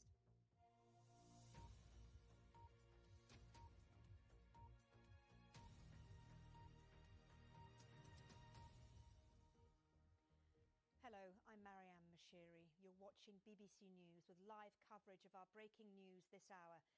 The United States and Israel have launched airstrikes across Iran. President Trump says the US and Israel have launched what he called major combat operations. Mr. Trump says the objective is to defend the American people by eliminating imminent threats from the Iranian regime. He says Iran can never have a nuclear weapon, and he accuses the Republic of trying to rebuild of this operation, which has been dubbed Epic Fury by the Pentagon. The retaliation has started from Iran. Bahrain says the US base there has come under attack. Qatar, Kuwait, Jordan, Iraq, and Saudi Arabia have also had missiles fired into their countries. We're getting reports of one person killed in the United Arab Emirates and 4 people in Syria from missile debris. In a video statement, Israeli Prime Minister Benjamin Netanyahu has said the attack is to remove an existential threat to his country.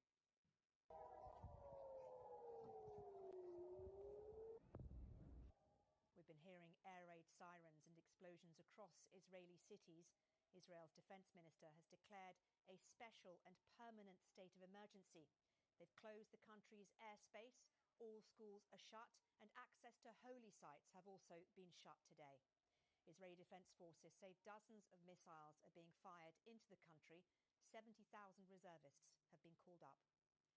Meanwhile, in Iran, the strikes are across multiple locations. Media reports say blasts have been heard in Esfahan, Karaj, Kermanshah, Qom, and the port city of Bushehr. Mehrabad Airport, just outside Tehran, has come under attack. We're getting pictures of large-scale bombing in Tehran as well. Iranian media, as we've reported, say up to 40 people have been killed at a primary school in the south of the country. An official has told the Reuters news agency that Tehran's retaliation and response will be crushing. Meanwhile, Israeli officials say Iran's Supreme Leader Khamenei and Iran's President Pezeshkian have been targeted. 7 missiles have hit the presidential palace, and there have been strikes around the Supreme Leader's compound. Well, the attack follows weeks of tension in the region, with US forces massing around Iran. Joe Inwood now reports on the latest developments so far. After weeks of build-up, weeks of threats, this morning the US and Israel left no room for doubt. They want to topple the Iranian regime. Footage is still emerging amidst an internet blackout, but it's clear that a vast air campaign is being carried out right across the country. The United States military is undertaking a massive and ongoing operation to prevent this very wicked, radical dictatorship from threatening America and our core national security interests. We are going to destroy their missiles and raise their missile industry to the ground. It will be totally, again, obliterated. So what and who is the US going to target? Well, Iran's ballistic missiles will be top of any list, an attempt to blunt their ability to respond. Iran's navy, seen here on exercise last week, will also be seen as a soft target. The key question, will they kill the president, Masoud Pezeshkian, or the supreme leader, Ayatollah Ali Khamenei? Iran promised to respond with crushing force. Within an hour of the strikes, air raid sirens could be heard over Israel. The country's Iron Dome missile defences already in action. The Prime Minister warned his people there would be a price to pay. Challenging days await us. Every military action involves risk, but the risk of doing nothing is greater. Because if we do not act, we will get a nuclear Iran, an Iran with tens of thousands of ballistic missiles. Some of those ballistic missiles have already been fired in response. The US has a vast military footprint across the Middle East. And already impacts have been seen at the US naval base in Bahrain, headquarters of the 5th Fleet. Qatar hosts the Al Udeid air base. The last time Iran struck, it was telegraphed in advance and largely performative. Not this time. There have also been drones being intercepted over Iraq. Knowing exactly what is happening inside Iran is difficult at this point, with most communications down. But State TV broadcast this statement. According to the information obtained from these two corrupt regimes, their operations in Tehran and other cities will continue. Therefore, as much as possible while maintaining calm, travel to other cities to stay safe from the evils of these two regimes. In January, when widespread street protests gripped the country, President Trump promised help was on its way before taking no immediate action. In today's speech, he said that help had finally arrived. When we are finished, take over your government. It will be yours to take. This will be probably your only chance for generations. For many years, you have asked for America's help, but you never got it. No president was willing to do what I am willing to do tonight. Now you have a president who is giving you what you want. So let's see how you respond. Iran now faces the biggest military build-up in the Middle East for more than 20 years, and a US administration which has explicitly called for its destruction. It seems likely this conflict will escalate in dangerous and unpredictable ways. Joe Inwood, BBC News. Well, let's across live now and speak to our North America correspondent, Helena Humphrey, who is in Washington for us. Helena, just bring us up to date with reaction from Washington so far. Well, a range of reaction now coming in, Mariam, as you would expect, as lawmakers and, of course, the American public wake up to the news of these strikes. Let me just run you through what some of the lawmakers have had to say, starting off with Lindsey Graham. He is a Republican senator. He is an ally of Donald Trump. And essentially his message, which he's posted on X, is that he believes that this is an opportunity to reshape the Middle East. He says that he expects this campaign to be a violent one, but ultimately he expects it to be successful. You can compare and contrast that with what we've heard from another Republican, a Congressman, Thomas Massey, who is a critic of Donald Trump. And he has called this an act of war unauthorized by Congress. Certainly there had not been a congressional vote on any of these strikes. Just some other reaction to bring you now. Ro Khanna, he is a Democratic lawmaker, and he has called for a vote on Monday. He said that lawmakers must come to Washington. They must vote on this. They must put their names on the records with regards to where they stand on these strikes. And then we've also heard from the vice chair of the Senate Intelligence Committee, that is Mark Warner. And essentially what his message has been in a statement is he says that we have heard claims of urgency of American intelligence before, clearly referencing previous wars, Iraq, for example, being one of them, and saying that the president must answer questions with regards to the objective here. Basically saying if President Trump can come out and put a video on his social media platform, an 8-minute video in which he has warned that there could be American casualties, that justification needs to be there. Now, certainly we know that Donald Trump has spoken not just about a failure of a nuclear deal, but he has also spoken about ending what he calls a campaign of bloodshed against Americans. But in terms of that objective, he also spoke to the Iranian people, didn't he? He said, stay inside for the time being, but when it is safe to do so, come out, rise up, topple the Iranian regime. And I think, the greater backdrop to all of this is what we had seen in recent weeks when we had seen that brutal crackdown on protesters in Iran, and Donald Trump had said to them, help is on the way, prompting many people to ask in recent weeks, well, where is that help? Donald Trump clearly there speaking to the Iranians as well, saying this will be your opportunity. Of course, what comes of that will be a question that we will see unfold in the days ahead. And of course, let's not forget, Helena, that in the last few days, even longer than that, the US has been negotiating through Oman in Geneva with the Iranians. And like back in June 2025, when there were mid-negotiations and there was an attack on Iran, this has happened mid-negotiations. It makes one wonder whether negotiating with President Trump is actually a dangerous thing to do. Well, certainly what we see with Donald Trump is this kind of strategic ambiguity.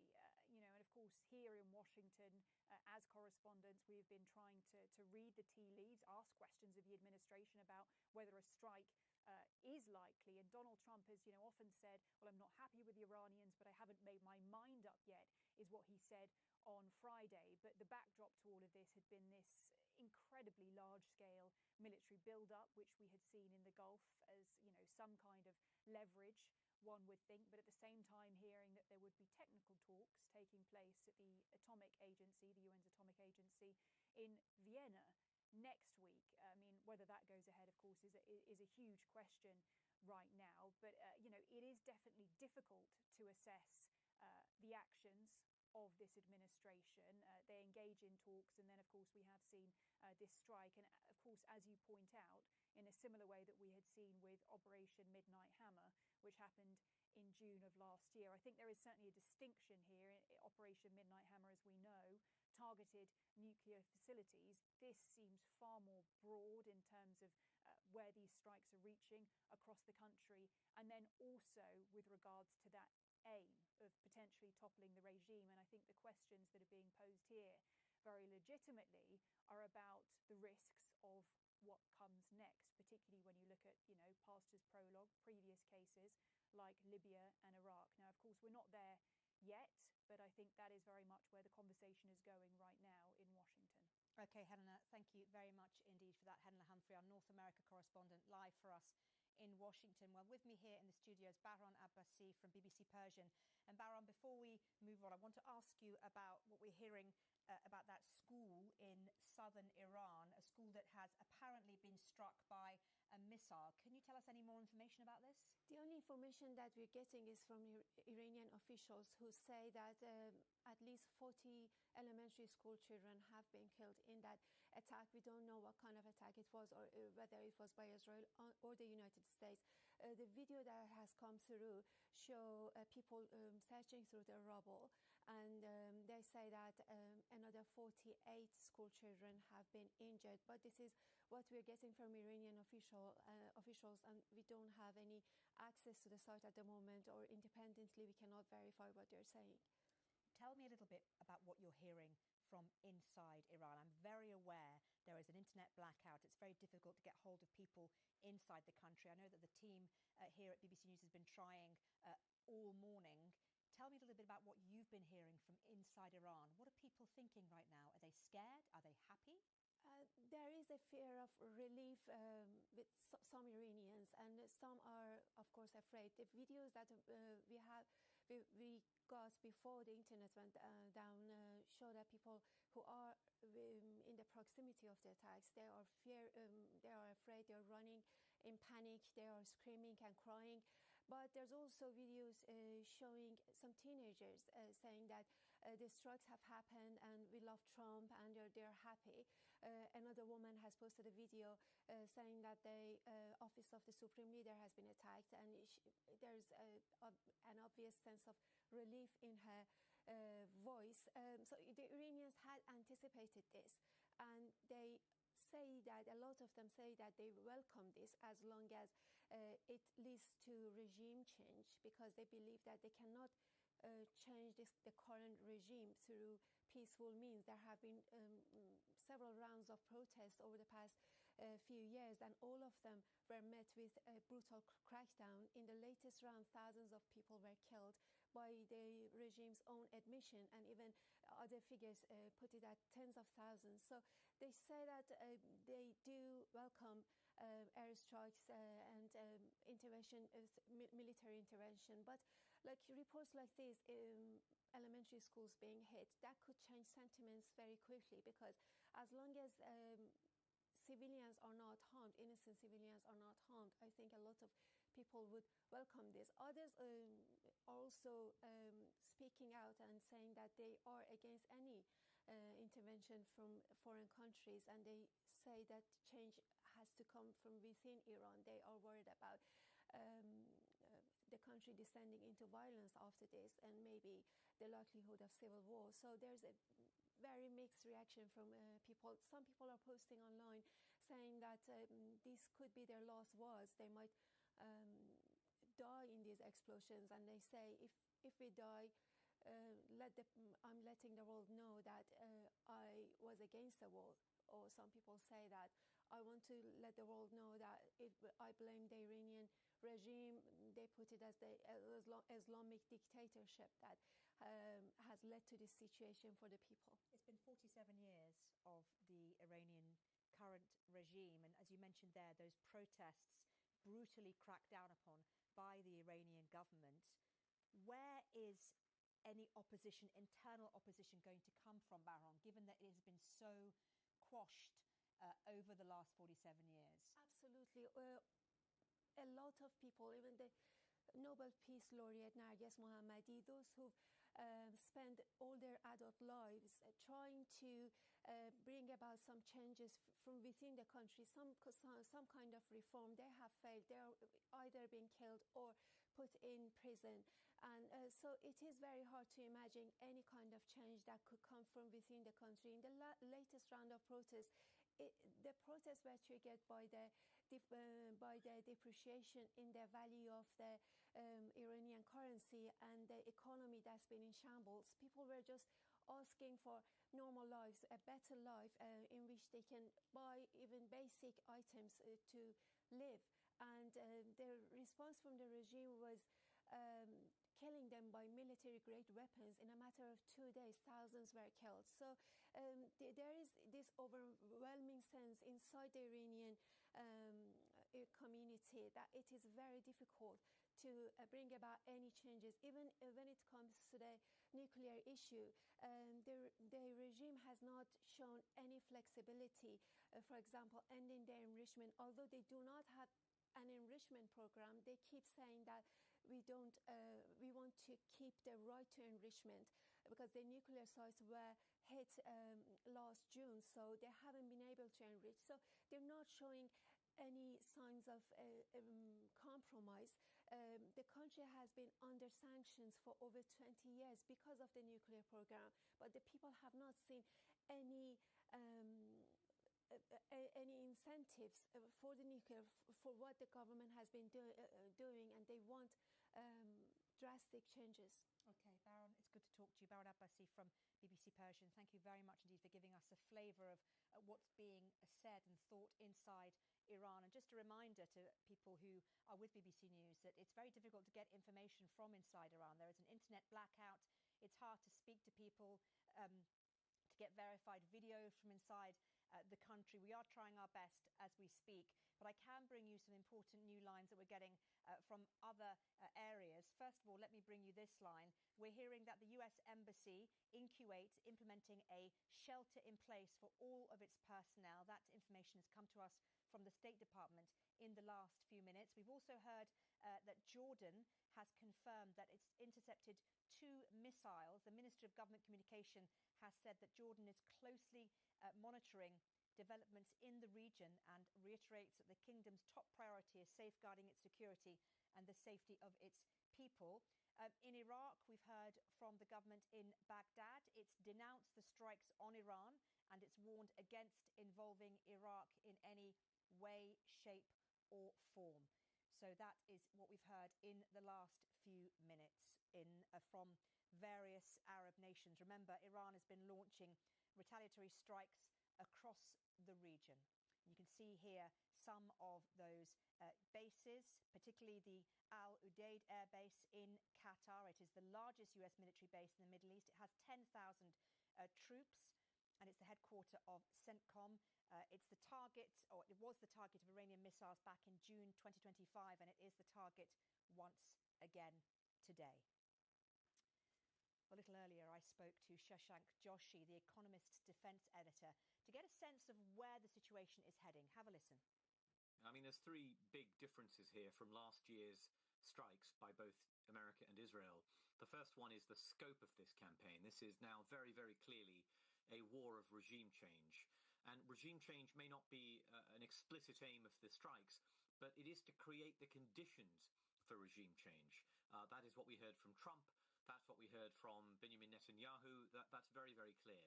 And there are risks associated with that in terms of the tension between a short war that Trump seeks and the fact that regime change can take a long time. The other differences, I think, are also that Iran's retaliation has been much faster. I think they took about 18 hours to respond last year to the first Israeli strikes, and this time the response has come initially against Israel within hours.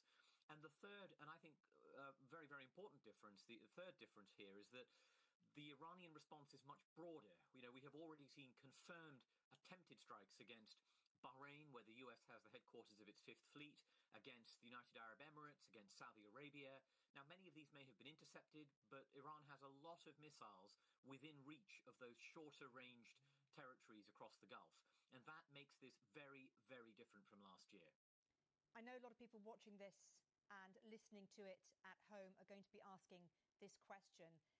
How serious is this? Where is the off-ramp here for all of those involved? We're getting retaliatory strikes from Iran. We'll get potentially more action from the US and Israel. Where is this going to end, and how bad will it get?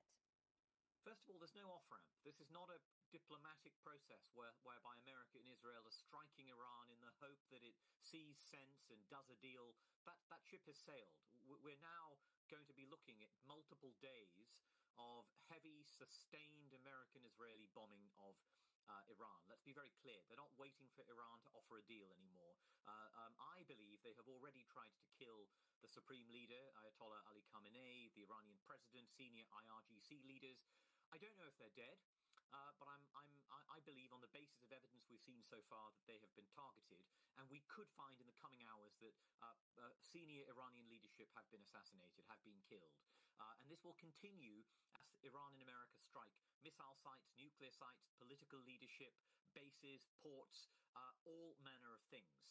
Now, Iran will respond to the best of its ability because it knows there's very little to hold back now. There's very little to lose by trying to go after these targets. And Iran's aim here, I think, will be attempting to make sure they can kill Americans in some of these bases in the region. Because if you do that, you impose a political cost on Donald Trump.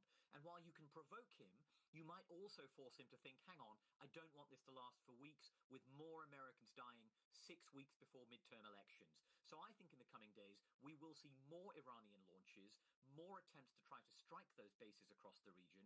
And the key question is, can America and Israel identify those missile launches and destroy them on the ground, and then intercept the incoming missiles that are fired to a sufficient degree that avoids heavy casualties? And right now, I don't know the answer to that, but I'll be watching very closely for the evidence of any Iranian success in these Bahrain strikes, these Saudi strikes, these Emirati strikes in the coming hours. And let's talk a little bit about that Iranian leadership and the potential for it to have been taken out. We don't know yet what's happened. We believe that the leadership, as you mentioned, has been targeted.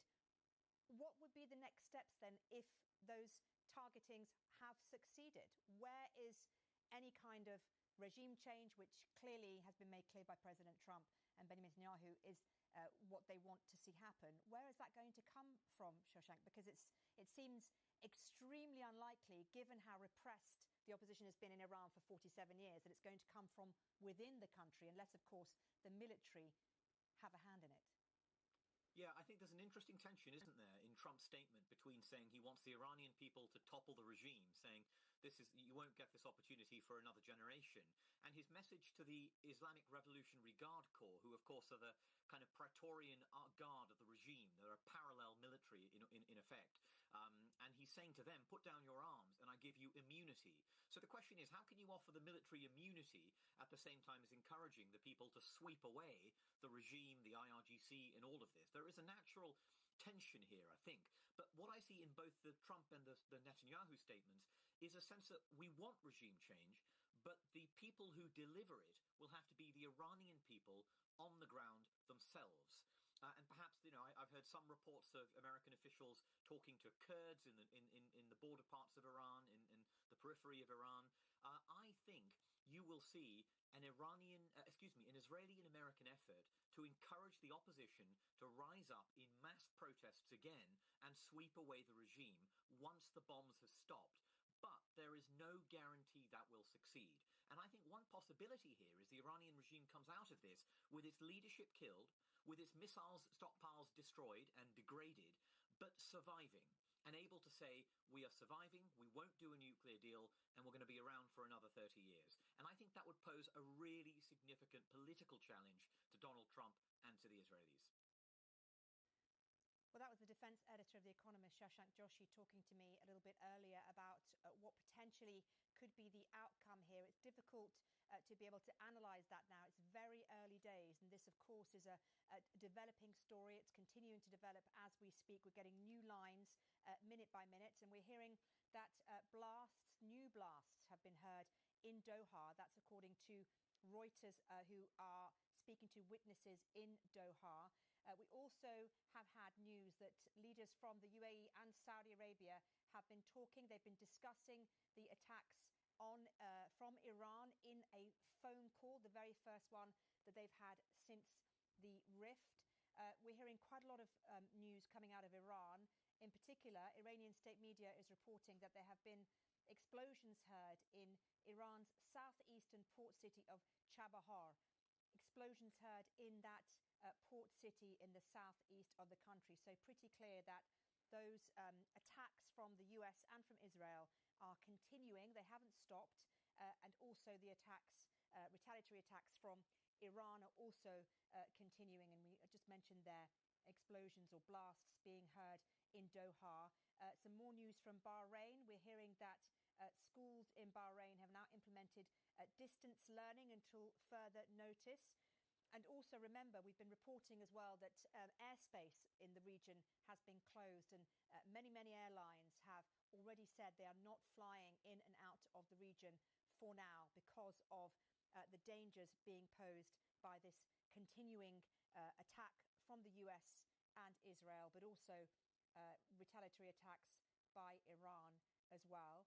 We're also hearing that President Putin has convened Russia's Security Council virtually over the unfolding situation across US-Iranian strikes. That's according to the Kremlin spokesperson Dmitry Peskov, and that's cited by Russian media. So that's unconfirmed, but we're hearing potentially that could be happening as well.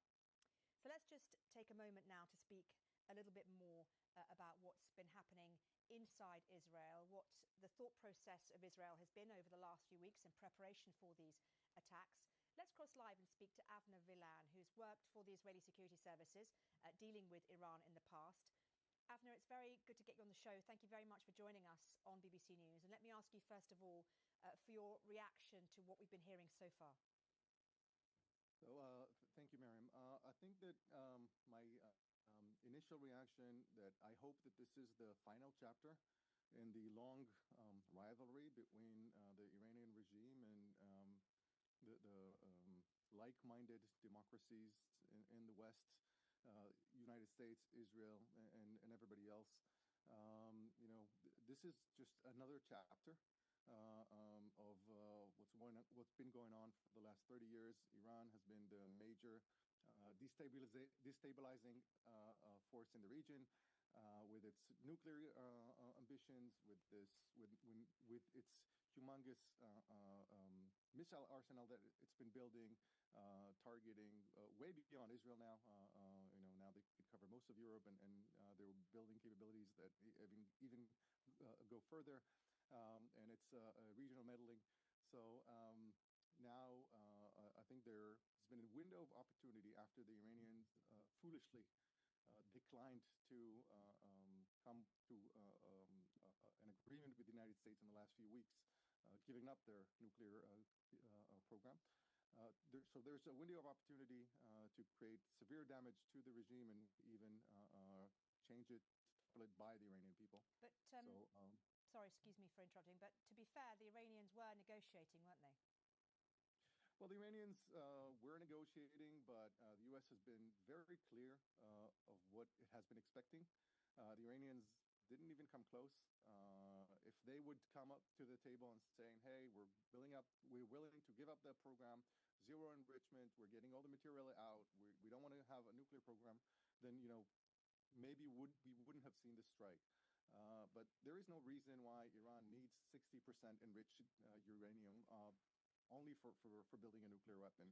The country's so rich with oil and resources, with its economy in such a bad shape. Why are they insisting in building potentially military nuclear capabilities?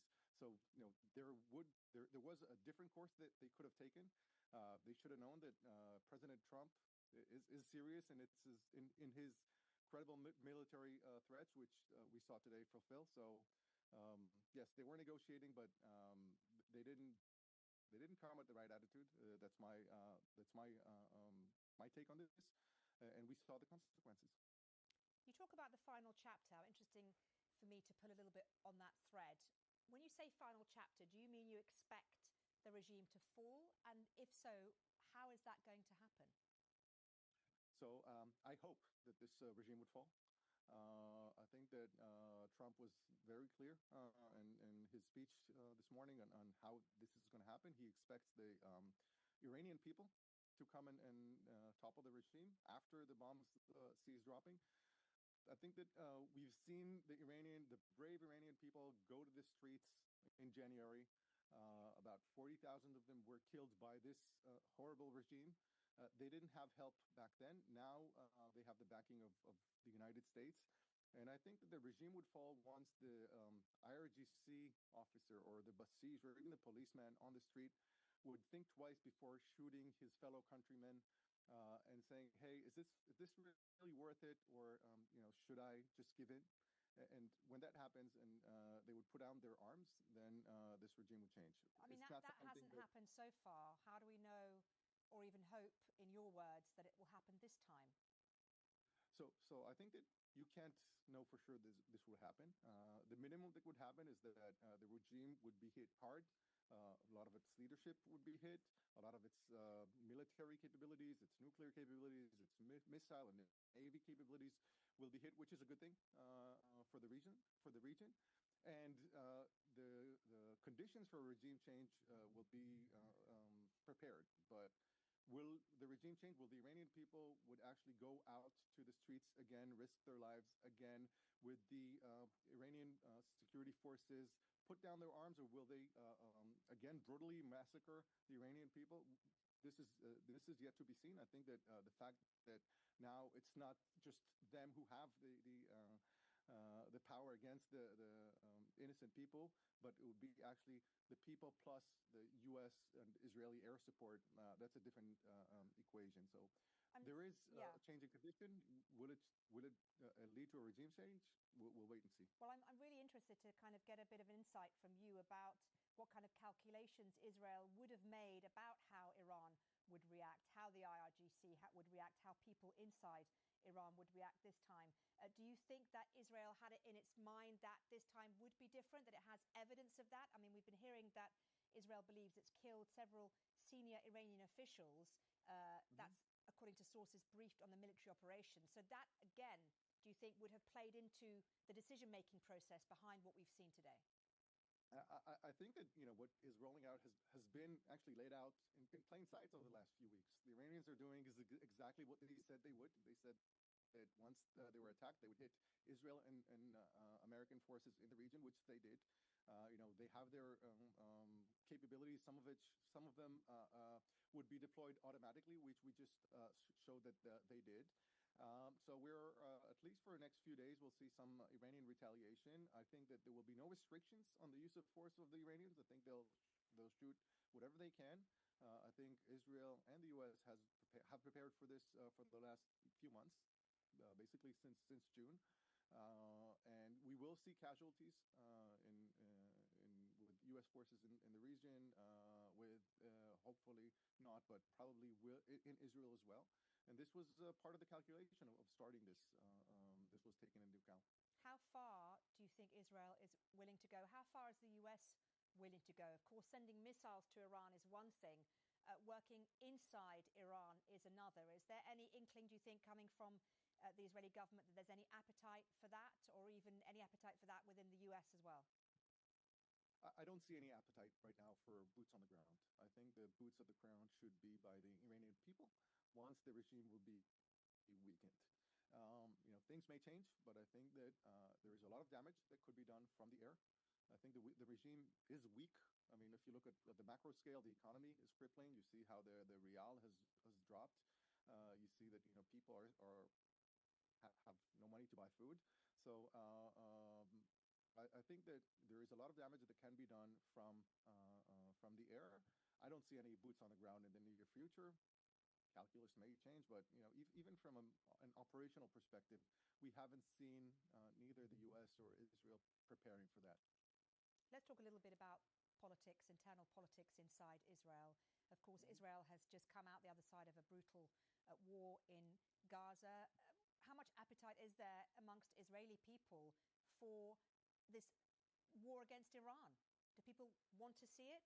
Are they keen for it? What are people saying inside Israel today? So I think the way we see it, it's not a completely different war. Iran was one of the prime sponsors of Hamas, who took out the horrendous October 7th attack on innocent Israelis. And we've been at war for the last almost 2.5 years. Iran is the origin of most of the instability in the region. I think that Israelis have sacrificed so much that general public opinion is that we are willing to sacrifice a little more if this thing can be solved now. So I think that generally speaking, there is backing for this operation in Israel. And what does Israel want to see the day after? And I'm talking absolutely in terms of, pure conjecture. I'm not saying there will be a day after. but what kind of a government does Israel want to see in Iran? Does it support Reza Pahlavi, the son of the late Shah of Iran? What talks are happening inside Israel right now about that, or is there no plan for a day after? So I'm sure that there is a plan. I'm not part of the system anymore, but generally speaking, people of Israel and the Israeli government do support Reza Pahlavi. We do see that he does have support, or general support of the Iranian opposition. We would be very happy to see him take control of the country. I think that Israel and Iran have been long friends. Up till 1979, there were 2 direct flights by El Al to Tehran, a lot of joint economic projects together. The Iranian people and the Israeli people share a lot in common in terms of values. So I do think that a person like Reza Pahlavi could actually flourish that relationship once again. He's been to Israel. Israeli officials have been in contact with him, numerous times over the years. So I think generally he is supported. But this is a little bit too soon to tell. No, right now there is an operation against the military targets, the military leadership, political leadership in Iran. Let's see what the next few days unfold, and then we could talk about the next step. Absolutely. And Avner Vilan, former senior official in Israel's security establishment, it's been really good to get your analysis and your thoughts. So I appreciate you taking the time to speak to me here on BBC News. Thank you. Let's just bring you some new lines that we're getting here at BBC News. This is a fast-moving story, and I want to just bring you back to that school, that primary school in southern Iran, near that important port city of Bandar Abbas in the Minob County region. We're now hearing from an Iranian official that the death toll from that missile attack on that school rising now to 53. That's according to the Islamic Republic News Agency. And that cites a spokesperson for the country's Ministry of Education. Ali Farhadi has told the agency the school was, in his words, targeted by 3 missile attacks today. He also says an additional 63 people were also injured in the attack. The spokesperson said that the school is being cleared of debris to search for other possible victims. And important to underline at this point, the BBC has not been able to independently verify this. International news organisations find it very difficult to get into the country. They're severely limited in their ability to gather information about what's going on inside Iran. And also, there's an internet blackout, so it's very difficult for us to be able to verify anything. But I'm telling you what Iranian officials have said.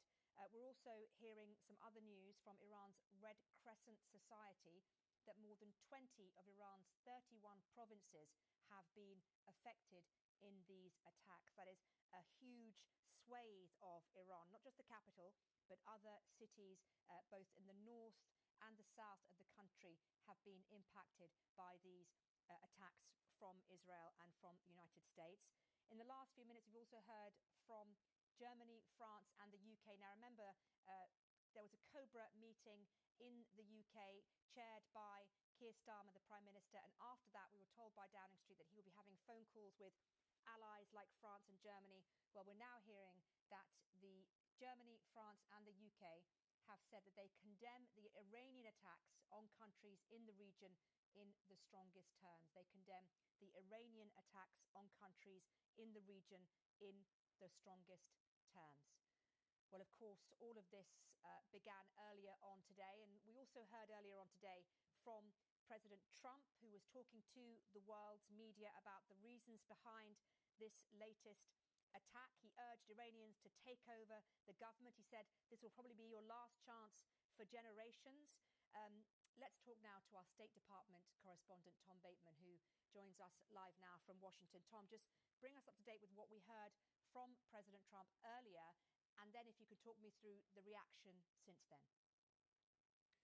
Well, I think, what was fundamentally clear from President Trump's address during the night from Florida was that we are now in this uncharted territory of the most far-reaching and potentially consequential form of military attack by the US and Israel, compared to some of the things that have been speculated in the run-up to all of this, because very clearly President Trump is talking about regime change, talking about Iranians taking over the government of the country, which, and certainly some of the briefings, I think, coming from Israeli officials about leadership targeting in this initial wave of strikes. And of course, we don't have any sense of what they're saying the outcome of that is.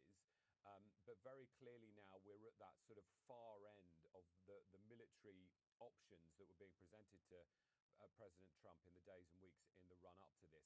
And of course, that comes with huge risks attached, not just domestically for the president, but also, of course, in the region itself. And we're already seeing that play out with Iranian retaliation across the Gulf, in those Gulf Arab countries, targeting US bases and facilities there.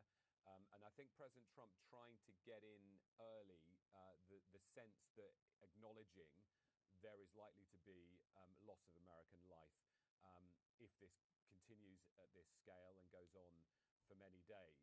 And I think sort of in that sense, he's trying to preempt the very strong criticism that's already emerging from Congress, mostly, of course, from Democrats at the moment, who are saying this is totally unauthorized by Congress and risk destabilizing the entire region, but also from at least one Republican in Congress so far, who is pointing out that this attack has not been authorized by Congress. And there won't be, will there? There will also be Republicans who, in the past, have been very clear they don't want to get involved in another war. So what are they going to be saying about this?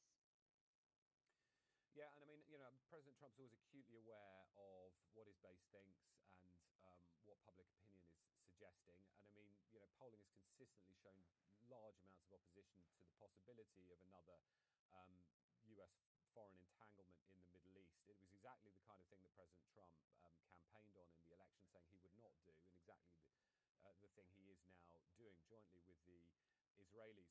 I thought it was interesting and important that in his address, he again used this notion of imminent attack to US soil, which he talked about in his State of the Union speech. He's mentioned this a couple of times now in the run-up to this, suggesting that the Iranians are close to having an intercontinental ballistic missile that could reach the United States. And he referenced that again in the speech. I think that is, again, trying to sort of preempt what he knows the criticism will be, and is already emerging from Congress, that there simply isn't the grounds on presidential executive authority without the authorization of Congress to launch this strike. And I think that's why he's getting that in there. The problem with all of that is that it's just simply not backed by the intelligence assessments. An unclassified intelligence assessment last year suggesting that the Iranians were at least a decade away from developing an intercontinental ballistic missile that could reach the US. So not backed up by the evidence there. And I think that is why, for many Americans, they're going to look at this and be really concerned that there is a rerun of the playbook in the run-up to the Second Gulf War, where, of course, the notion of imminent threat was with the justification for war, which turned out to be false, of course. The other side of all of this is President Trump's backers, particularly his strongest cheerleader in Congress, Lindsey Graham, who's coming out and saying this is going to amount to the liberation of Iran, that this is about taking out, the potential global threat of the Iranians developing a nuclear weapon, that President Trump's supporters are saying they've given every chance to the Iranians in the negotiations to try to solve.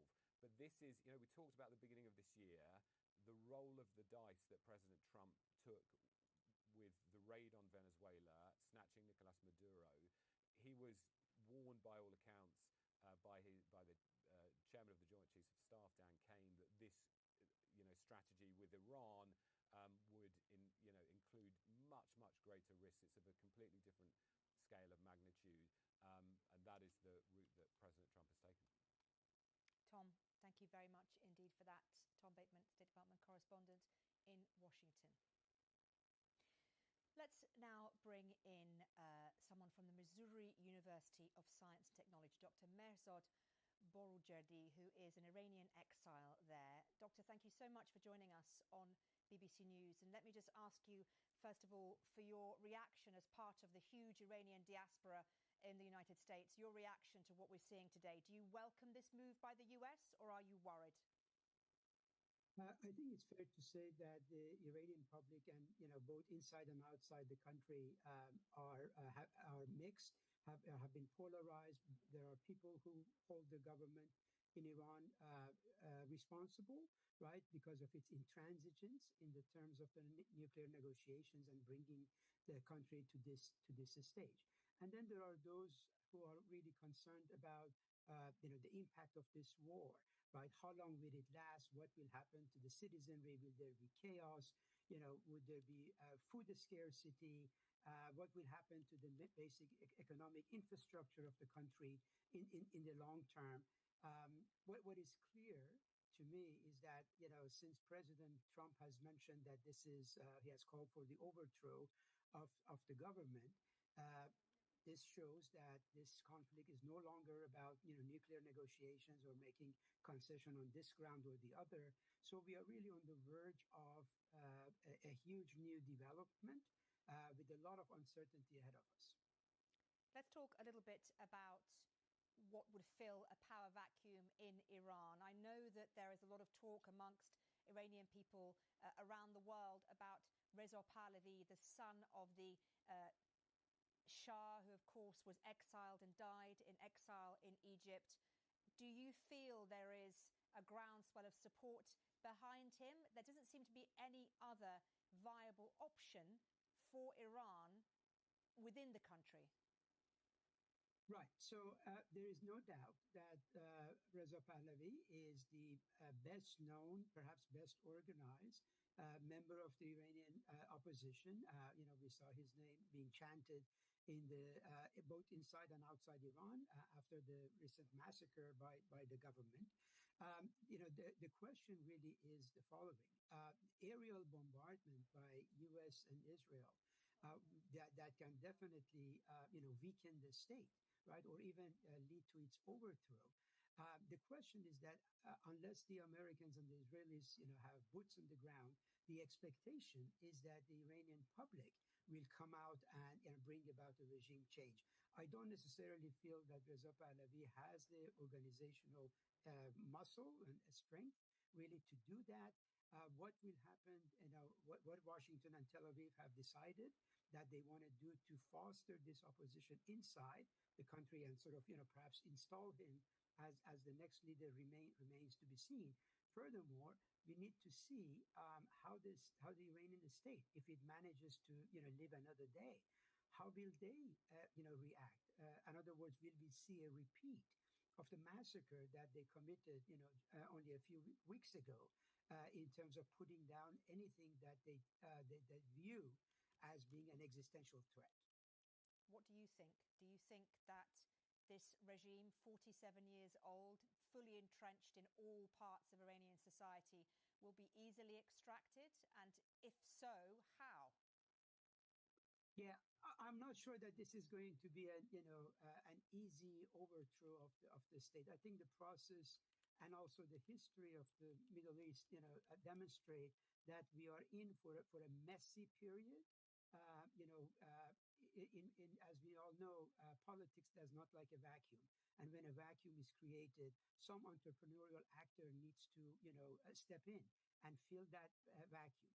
And we need to see exactly, are there, conditions that are conducive to an easy transition, a peaceful transition or not. At least right now, my expectation is, as we are already beginning to see with Iran firing missiles at its Arab neighbors, that Tehran's strategy to survive is to escalate, right? Before we get to any de-escalation, if there is going to be a de-escalation. On the other hand, the armada that the U.S. has assembled in the region indicates that we are not looking at a conflict that is going to end in a matter of days. Therefore, I think the jury is still out on what will be the end game, the last chapter of this conflict, what is going to happen regionally. Would there be targeting of ships in the Persian Gulf? What will happen to oil prices? How would the UN, react to this thing? Is there a real elimination of the leading cadres of Iranian elite, right? And would the regime live to survive the next day and be able to to replace some of those elite members that have been eliminated. Dr. Borojerdi, you are an Iranian exile. I'm not sure how long you've been exiled from Iran, but do you feel that maybe your opportunity, your chance to go back to your home country is closer now than it has been before, or are you holding off from even thinking about that for now? The exile has lasted for 47 years since the beginning of the revolution, and absolutely, I think there are a lot of us who are hoping that this thing will end with the overthrow of this brutal regime, and that 5 or 6 million Iranians who have left the country since 1979 will get a chance to go back and visit their relatives and their places of upbringing. Okay, Dr. Mehrzad Borojerdi, thank you very much indeed for joining us. It's been good to talk to you. Thank you. Thank you.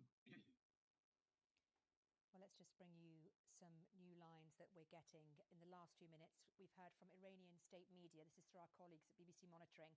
And Iranian state media have denied reports that senior political officials and the country's army chief were killed in that wave of US-Israeli strikes. Remember, we believe that they were targeted in those strikes. We're now hearing, according to a post on X by the executive deputy of the president, Masoud Pezeshkian, that he is safe. The president's son, Youssef Pezeshkian, has written on Telegram and said this time their assassination attempts have not succeeded. Again, difficult to independently verify this. This is what we're hearing from our colleagues at BBC Monitoring, who are literally monitoring the situation online. The army has also denied the death of its commander, Major General Amir Hatami.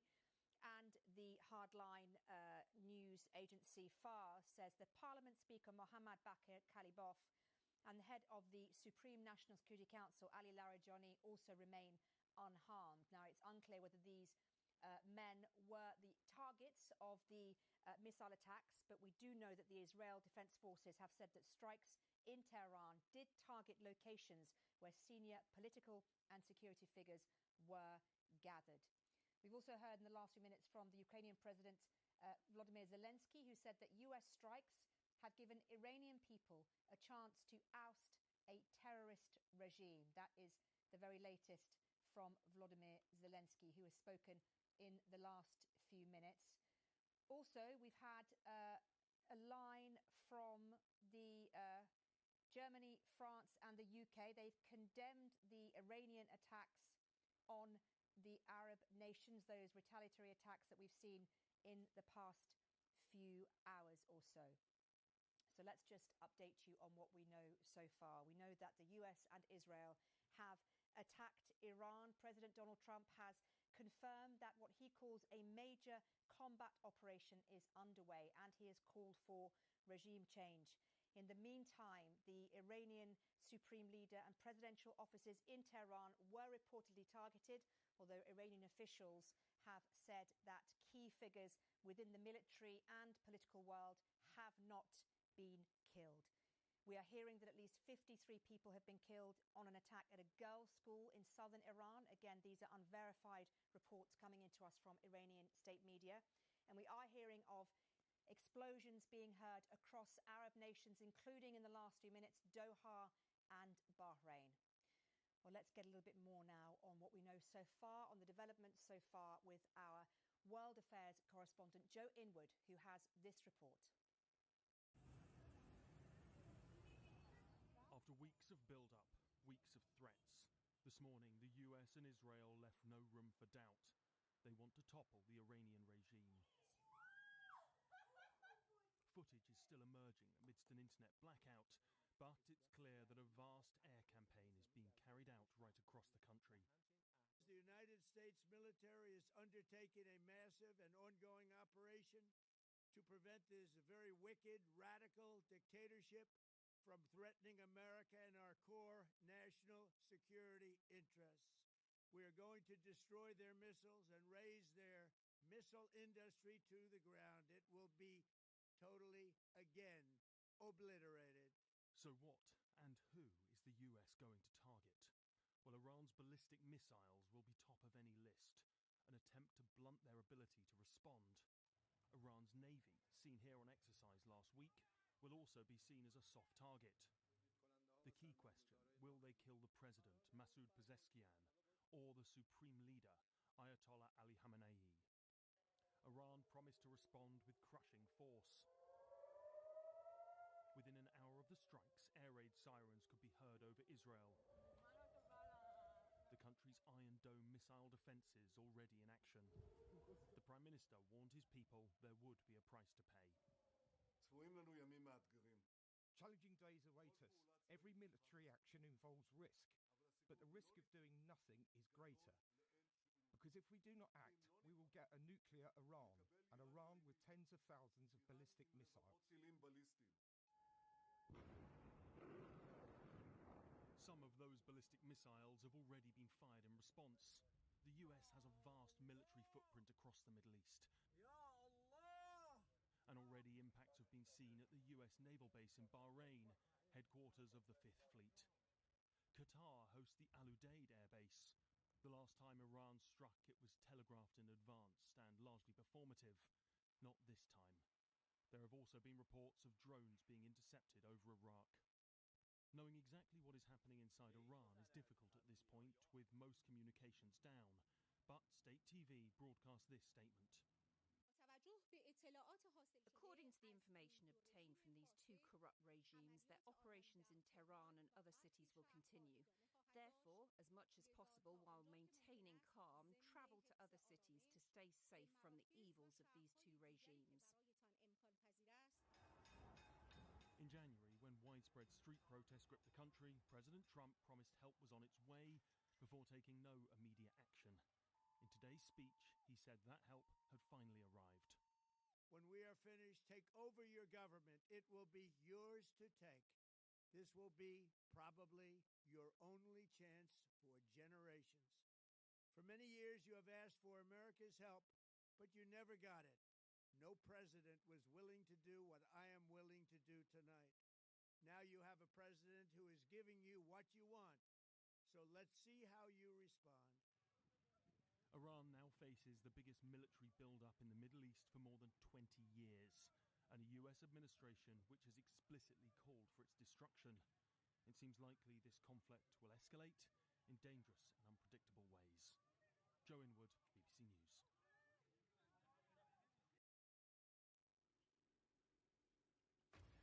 Live from London, I'm Christian Fraser. And live from Washington, I'm Katrina Perry. This is BBC News. A short time ago, the United States military began major combat operations in Iran. The United States and Israel launched strikes from air and sea in what they say will be a multi-day operation dubbed by the Pentagon Epic Fury. Strikes in Tehran and right across Iran. The Iranian media reports at least 53 people have been killed at a school in the south. Iran has already been retaliating with attacks on American air bases in Bahrain. Explosions have been heard in Saudi Arabia, Kuwait, Qatar, Jordan, Iraq and the UAE.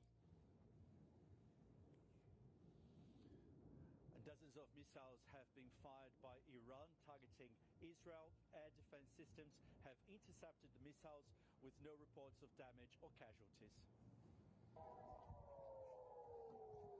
Sirens and explosions across Israel as a state of emergency is declared, and Israel says a new barrage of Iranian missiles are on their way.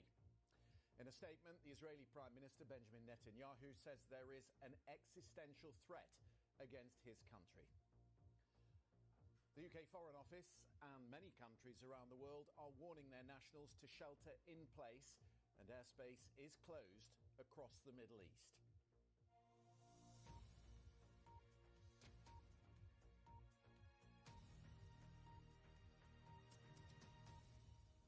Hello, you're watching BBC News and our live special coverage of the breaking news this hour as the United States and Israel launch airstrikes across Iran.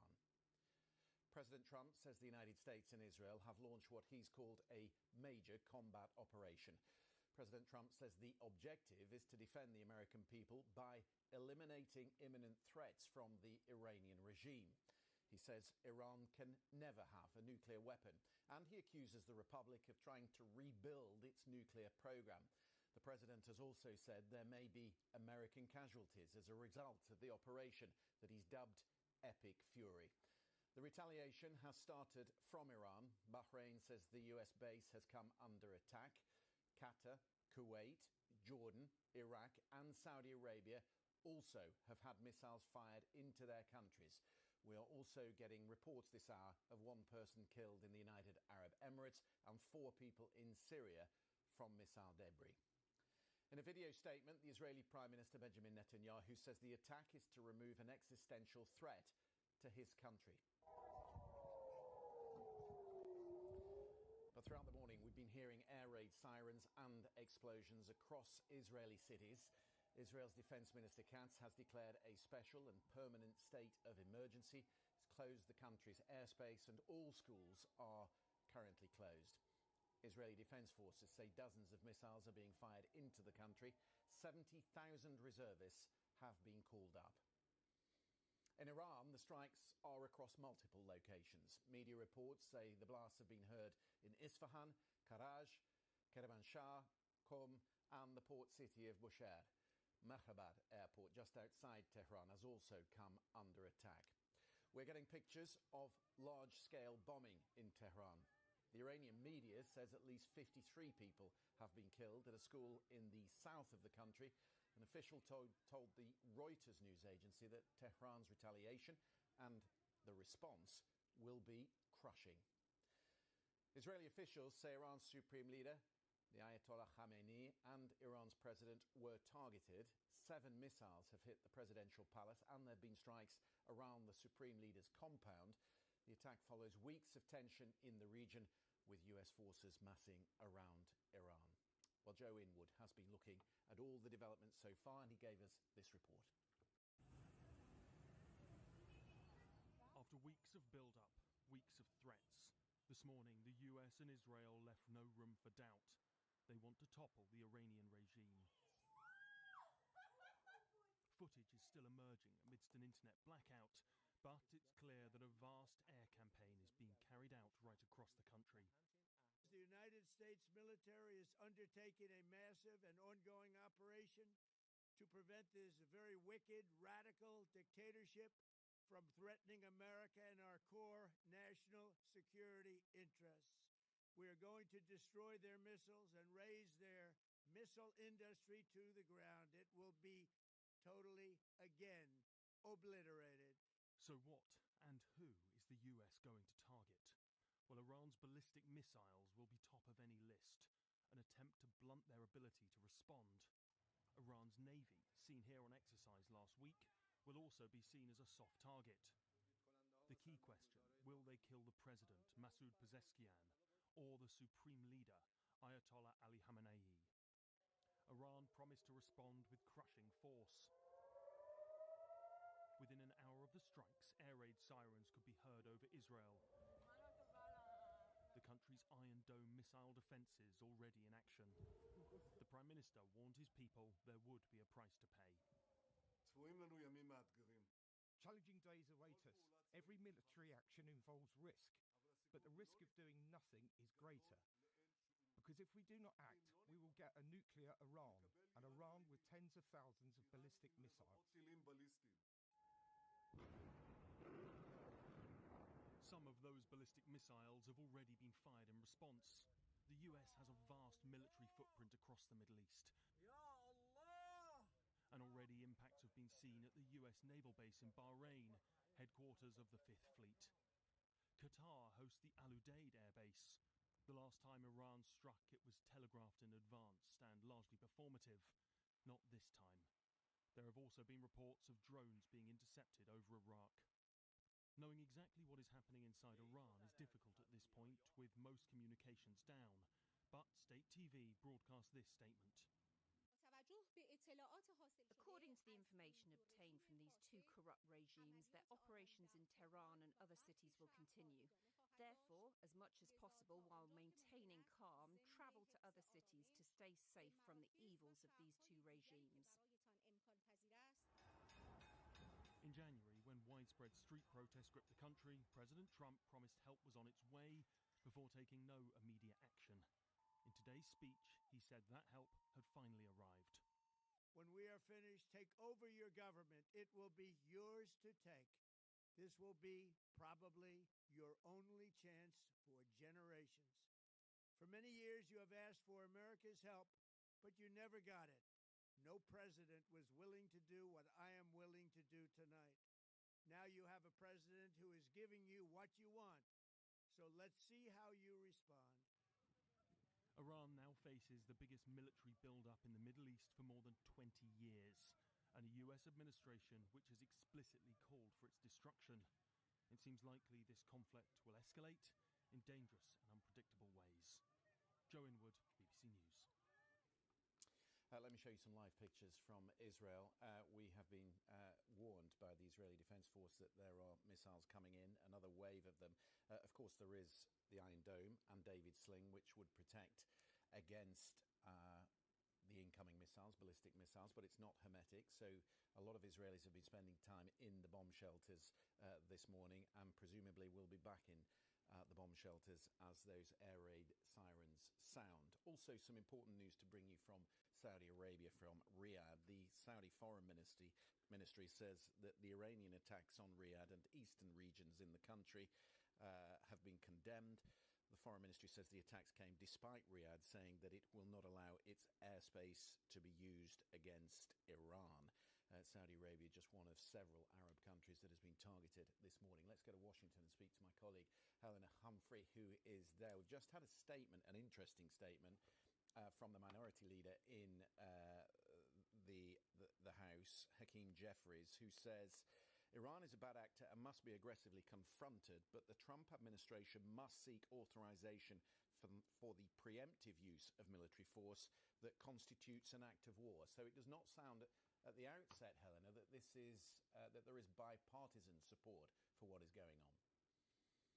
Christian, I've been looking at this range of reaction from lawmakers throughout the course of the morning as America wakes up to this news, and I think these are the two prongs of reaction that you're seeing right now. You know, many Republicans and Democrats have been pointing out the role Iran has played in the region for a long time. Donald Trump in that video essentially has said that this was about ending what he called a campaign of bloodshed, including against Americans, going back to 1979.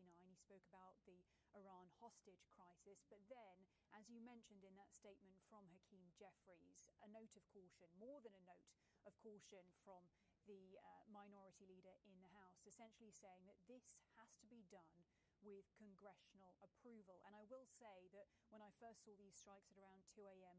local time, by about an hour later, we'd started to see reaction trickle in. And we got that similar message from the Republican lawmaker Thomas Massie. He's a critic of Donald Trump. But what he said was that this is an act of war unauthorized by Congress. It has not been approved by Congress.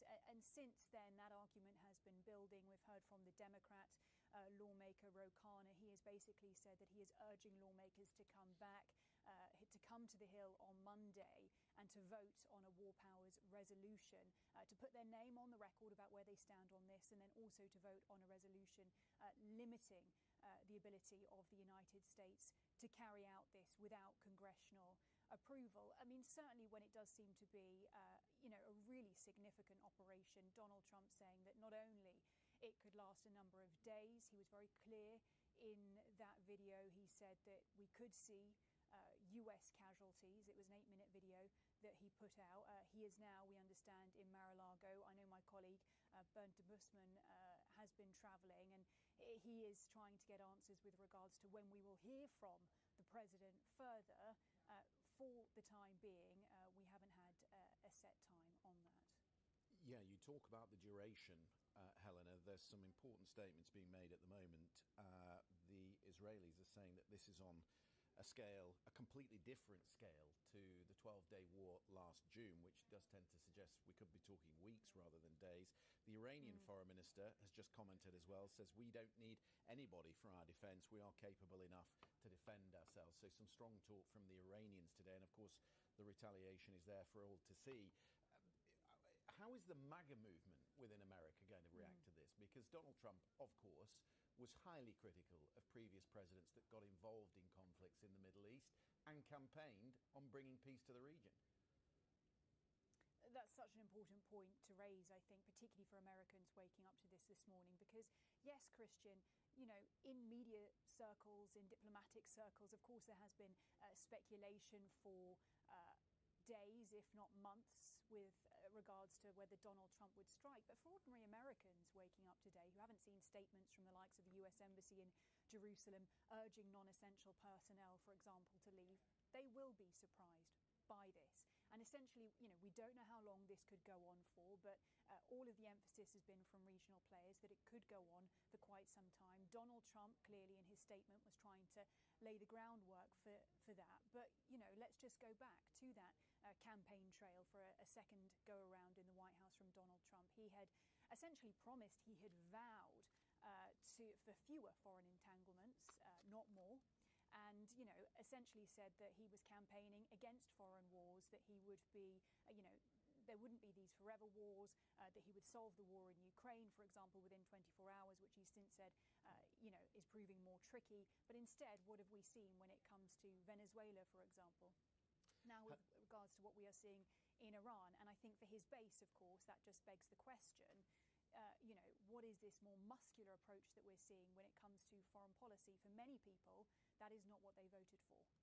Helena, for the moment, thank you very much. We'll come back to you through the day. Thank you for that. I was in Geneva on Thursday, of course, for those talks around the nuclear program. The Iranian Foreign Ministry statement, which is ongoing, says Iran has bitter experience from talking to the United States. There were supposed to be technical talks in Vienna on Monday and then high-level talks later in the week. But as I made the point on Thursday, there was every chance, as we saw last summer, that the talks would be preempted by military action. And here we are. Let's go to the Middle East and speak to our correspondent Hugo Bachega, who is in Jerusalem. You should probably bring us up to speed, Hugo, if you would, with the events this morning and what you've witnessed. Yeah, Christian, so it is just after 4 o'clock in the afternoon here, and we heard about an hour ago air raid sirens again here in Jerusalem, and the sound of loud explosions of air defenses activated, possibly intercepting missiles that had been fired by Iran. And in the last hour, there have been air raid alerts also in central parts of Israel and in Tel Aviv, but there haven't been reports of hits, of casualties, damage. Obviously, this is a country with a very sophisticated, successful air defense system. So I remember being here last year during the 12-day war, and the Israeli military was then extremely successful in intercepting the vast majority of the missiles that had been fired by Iran. And today, some Israeli officials are saying that dozens of missiles had been fired by Iran as part of this response following these American and Israeli attacks. Now, we've heard part of what President Trump had to say, trying to explain what is happening here today, the start of, as he described it, as major combat operations in Iran. And we also had a statement by the Israeli Prime Minister Benjamin Netanyahu. Obviously, Netanyahu has spent decades talking about what he has described as the existential threat posed by Iran. And again, he said that what is happening here today, the goal is to remove the existential threat posed by the regime in Iran. He talked about Iran's nuclear ambitions, again accusing Iran of trying to develop a nuclear weapon, something that the Iranian authorities have repeatedly denied. And he also said that what is happening here today, the attacks in Iran are, the goal here is to create conditions for the Iranian people to take their destiny into their own hands. So indicating here that perhaps one of the goals is to create, a scenario in which, the regime in Iran could fall. So regime change in Iran, something that the Prime Minister has been defending for quite some time. And you mentioned also, Christian, the diplomatic efforts that were underway to try to come up with a deal to curb Iran's nuclear ambitions. And the Prime Minister had publicly warned against the idea of a deal that would only focus on Iran's nuclear program. Because again, Benjamin Netanyahu had talked about the threat posed by Iran's ballistic missiles and also by the proxies that Iran supports in the region, including Hezbollah in Lebanon Lebanon, Hamas in Gaza, the Houthis in Yemen.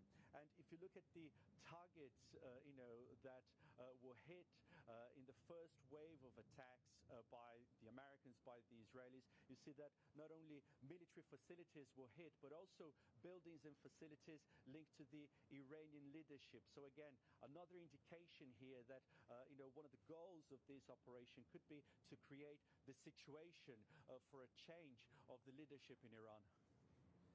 Just had a statement, Hugo, from the IDF while you've been talking, which really underpins what you've just been describing. They say that a short while ago, the IDF, guided by IDF intelligence, completed a broad strike against strategic defense systems belonging to the regime. One of the strikes was directed towards an advanced aerial defense system located in western Iran.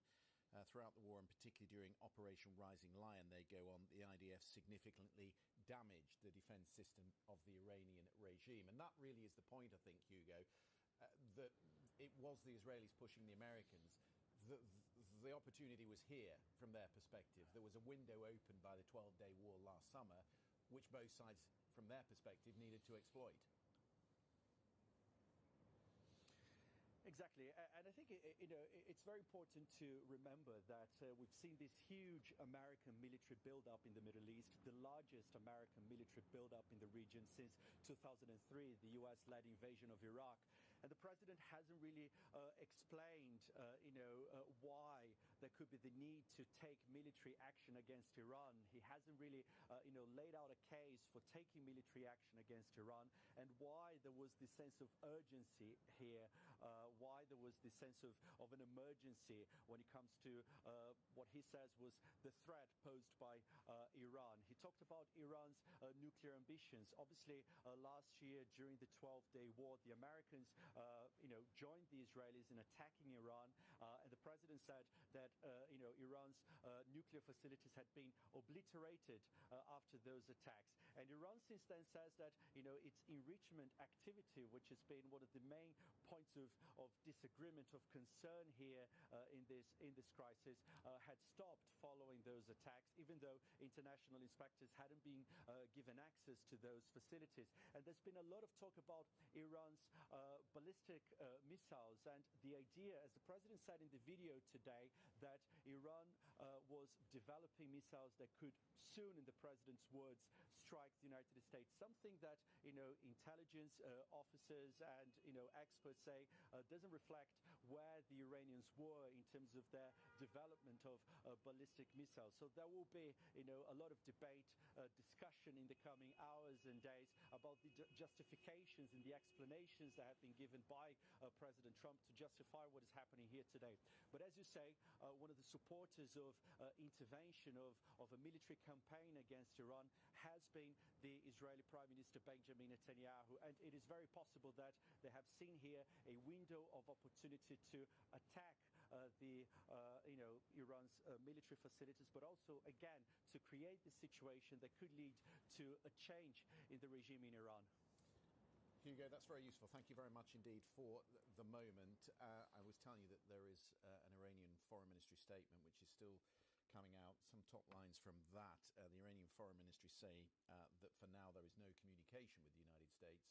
So, as we presume, the technical talks in Vienna on Monday are off. But they say if the United States wants to talk, they know how to reach out. We are interested in de-escalation, says this statement. And it goes on to say that the attack should stop first, and then there would be the possibility to talk. That's something we should explore politically a little later on, whether Donald Trump is looking for leverage here to push the Iranians further in the negotiation that they've already started. Let's have a listen to him speaking earlier from Mar-a-Lago. We are going to destroy their missiles and raise their missile industry to the ground. It will be totally, again, obliterated. We're going to annihilate their navy. We're going to ensure that the region's terrorist proxies can no longer destabilize the region or the world. My administration has taken every possible step to minimize the risk to U.S. personnel in the region. Even so, and I do not make this statement lightly, the Iranian regime seeks to kill. The lives of courageous American heroes may be lost, and we may have casualties.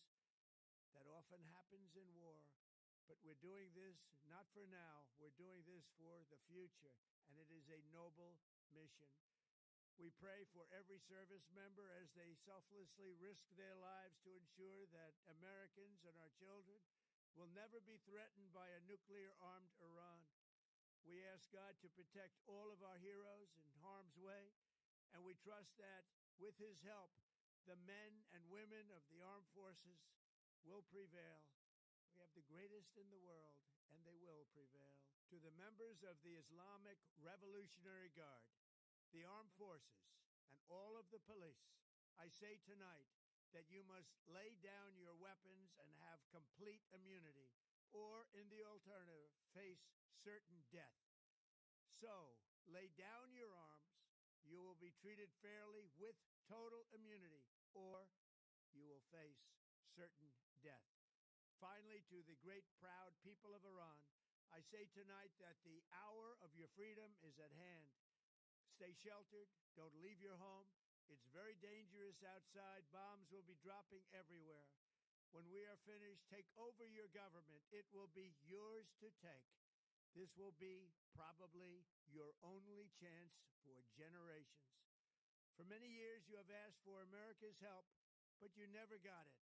No president was willing to do what I am willing to do tonight. Now you have a president who is giving you what you want. So let's see how you respond. America is backing you with overwhelming strength and devastating force. Now is the time to seize control of your destiny and to unleash the prosperous and glorious future that is close within your reach. This is the moment for action. Do not let it pass. Donald Trump there putting his country on notice that this could be a long-running conflict and that US servicemen and women will be in harm's way. Let's bring in our colleague Katrina Perry, who's with us in Washington. Can I get a comment from you, Katrina, just at the outset about the style of that? No speech from the Oval Office, a president in a baseball cap at Mar-a-Lago sending US servicemen and women to war. How will the country view that? Very starkly, I think, Christian. You have to remember it's just 25 past 9 in the morning here on the East Coast, Saturday morning. The weather just starting to come out of that snow ice situation that we've had for weeks here. So people are just waking up to this news, seeing that video as you described, that black backdrop filmed in Mar-a-Lago, no press pool there, the baseball cap. And that stark line, we just heard it in the clip that we just played there. You know, I do not make this statement lightly. The Iranian regime seeks to kill the lives of courageous American heroes. Their lives may be lost and we may have casualties. That often happens in war. Hearing those words coming from a president who campaigned and even referenced in his inaugural address that he was putting an end to forever wars, that he wasn't going to put the US military in harm's way for wars on other continents, for fights in other borders, essentially. That's a really stark message to wake up to this morning. And the earlier part of his speech, if we just go back to that, we didn't play it in that clip. The whole thing is about 8 minutes long. But that is when President Trump laid out the case for what he's doing. It's what we were expecting him to say in that State of the Union address before the joint session of Congress on Tuesday night, when all the nation was tuned in and many people abroad as well, expecting him to lay out that case. And he chose not to on that occasion. But he's done it here again in the wee hours of the morning when most Americans would have been asleep, talking through the case for American national security as he sees it, because of course that is the buzzword. If you're an American citizen looking at this, you're saying, what's in it for us? Why are we putting our members of the military in harm's way? He talks as well about making sure that the regime never has a nuclear weapon and how he obliterated it during Operation Midnight Hammer back in June. Well, of course, whether he actually obliterated or not is a question that's up for much debate, because we were told by members of the administration just this day last week that they thought Iran was within 1 week of having a military grade nuclear weapon ready to use. Then he goes on to talk about the protests as well. And again, we've spoken so often, haven't we, about how he had said at the time of those protests when thousands of Iranians were killed. We don't know for sure how many because we can't get accurate information from there, when he said help is on its way, and that help didn't turn up until this point. He is casting this action as part of that help that he described back then as well. And then the issue of regime change, again, in the clip we just heard there, laying out that this is regime change, but not that America is going to be the one to make the regime change, but rather they are laying the conditions for the Iranian people to do the regime change himself. When we are finished, he says, take over the government. It will be yours to take. Later saying, this is the moment for action. Do not let it pass.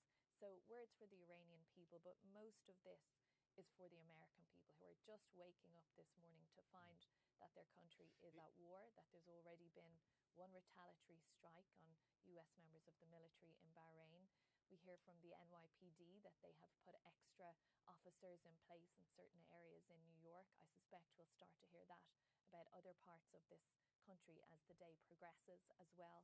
But this is something, and again, we can tell from the mixed political reaction that we're already seeing. All that said, Katrina, he did inform the Gang of Eight, we're told, by Mike Johnson, the House Speaker, this morning. So they were in the picture earlier in the week that something was pending, and clearly other European countries were in the picture because a lot of them withdrew their nationals from foreign embassies yesterday. So there was a suggestion that something was pending. What about the case for the war? Because the United Nations Secretary General Antonio Guterres has just put this statement out. He said all member states must respect their obligations under international law, including the Charter of the United Nations. It clearly prohibits the threat of the use of force against the territorial integrity or political independence of any state. We need an immediate cessation. So he is saying that this is an illegal war. Donald Trump would say otherwise. And indeed, we're hearing from some members of the Security Council that they are trying to get an emergency meeting to be held in New York later today to discuss that exact thing. But if we think back to what happened in Venezuela, much international outcry about how that was a breach of international law. The administration here saying, no, it was in their rights. And we've seen time and time again from President Trump, whether it's domestic or international policy, that he does what he says is in the best interests of Americans. And I think that's what we're saying here. But yeah, really interesting as well, Christian, when you mentioned that statement from Speaker Johnson that the Gang of Eight was briefed earlier in the week. To the extent of the timing of that, we don't know, but I'm sure we'll learn as the day goes on. Abbas Araghchi, the foreign minister in Iran, has been speaking while we've been on air this hour. He says, I still see a possibility to reach a deal which can guarantee that Iran's nuclear program is peaceful, which is the ultimate objective for Donald Trump. Do you think the Israelis and the Americans share the same objective as to what the purpose of this operation is? I think they do at this point. They haven't at parts of the last few weeks, and we can see that in the public statements that have been made, particularly from President Trump, initially saying he wanted to help protesters, he wanted to make sure Iran didn't have a nuclear regime, then bringing in those views that we'd heard repeated from the Israeli Prime Minister about it being about ballistic missile capabilities as well and other capabilities like that. But I think now, given everything that we've seen in this essentially joint mission between the US and Israel, that they are aligned on some points, but how closely they stay aligned, we'll just have to see. I mean, again, we were in the middle of a diplomatic talks process, hearing from J.D. Vance just about 24 hours ago, the Vice President, that they were waiting to kind of exhaust these diplomatic channels. And as we see now, that hasn't happened.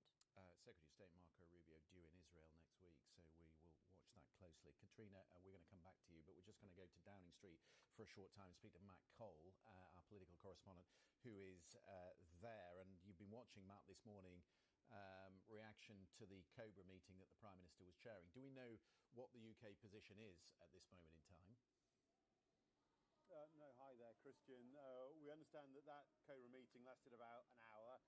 Cobra, a term they use because the meetings take place in a room called Cabinet Office Briefing Room A. That meeting lasted about an hour, from about 9:30, 10:30 this morning local time. And we are now waiting waiting this afternoon to understand what the position is from the British government on this. We know that the Prime Minister chaired that meeting. I understand it was attended by senior ministers as well, the likes of the Defence Secretary, who actually I saw go in about 45 minutes ago, the Foreign Secretary, 2 senior military officials.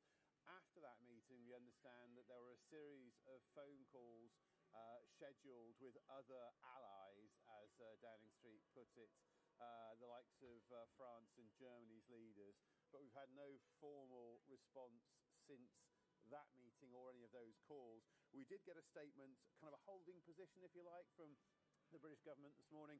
A Downing Street spokesman having, we received confirmation Britain wasn't involved in these strikes, but we're told, that said, the British position is that Iran must never be allowed to develop a nuclear weapon, and that is why the British government says they have continually supported efforts to reach a negotiated solution. We do not want, this statement said, to see further escalation into a wider regional conflict. So we do wait for formal response from the Prime Minister, from the government. We have had, Christian, though, quite a bit of reaction across the political spectrum here. It's kind of a left-right split. The Conservative Party has given its backing to the action by the US and Israel, says it fully supports the UK's allies. Reform UK, they say similarly. In fact, they want to go further. They want Britain to offer the use of British bases like that in the Indian Ocean, Diego Garcia, for use in these strikes, something that the Prime Minister ruled out a week or so back. But on the left of politics, quite a few of the government's own Labour MPs have been suggesting that this should be condemned. The Green Party, fresh from a big by-election victory here in the last couple of days, they are saying that they see this as ill-advised and illegal. And quite a lot on the left of British politics are taking a similar view. So opinion divided. We wait to hear what the formal response is from the Prime Minister. Matt, for the moment, thank you very much for that. I did mention just while we were talking to Katrina that the Gang of Eight were informed of this action ahead of time. I should explain to you who the Gang of Eight are. That includes the leaders of the 2 parties from both the Senate and House of Representatives and the chair and ranking minority members of both the Senate committee. And the Pentagon, in fact, in the last minute has just said that they also provided notification to the Armed Services Committee early this morning after the airstrikes had commenced. Let's speak to Alison Kaplan-Summar, journalist for Haaretz in Tel Aviv. She's been sheltering following the sirens this morning. Thank you very much for joining us. Bring us up to speed with what you've witnessed there today. Well, thanks for having me. And I don't know if you can hear them, but there's actually sirens wailing in the background as you speak. I've been in the shelter about 4 times today, and there will probably be more ahead. Israelis were well prepared for this. It woke everybody up at about 8 this morning, Israel time, with the announcement initially that Israel had begun an attack on Iran, and then quickly the news came that it was a joint Israel and American operation. Israelis and the Israeli leadership are basically glad that finally, after about a month and a half of back and forth, will an attack happen, won't an attack happen, that there's some kind of action happening. We were watching the diplomatic talks very closely, the nuclear negotiations, and at the same time watching the U.S. forces mass around Iran, and a sense that this was going to happen sooner or later. In the last minutes, really in the last 15 or 20 minutes or so, there have been widespread reports in the Israeli media that Supreme Leader Khamenei has been either injured or killed. We're all still waiting to hear those confirmations. Just on that point, I mean, the Foreign Ministry just put out a statement saying that the leadership is intact. They're denying that, but obviously there's a lot of things we don't know at this current juncture. How much support do you think there will be in Israel for what is unfolding? Well, a great deal of support. The President Trump spoke about future abilities for Iranian missiles to reach the United States. Well, we know for a fact that Iranian missiles can and do reach Israel and pose a severe threat. You have to remember this is a regime that for nearly half a century has been declaring that one of its main goals is to destroy the state of Israel. So any kind of move to severely degrade its capabilities, both its nuclear capabilities and its missile capabilities. Alison. And the possibility of overturning this regime is definitely something that most Israelis would support. Alison, I'm sorry to jump in, but the Prime Minister here is speaking. We're just going to listen to that. Stay there if you would. Sakir Starmer is at the podium. Let's listen in. As part of our commitment to the security of our allies in the Middle East, we have a range of defensive capabilities in the region, which we've recently strengthened. Our forces are active, and British planes are in the sky today as part of coordinated regional defensive operations to protect our people, our interests, and our allies, as Britain has done before, in line with international law. We've stepped up protections for British bases and personnel to their highest level.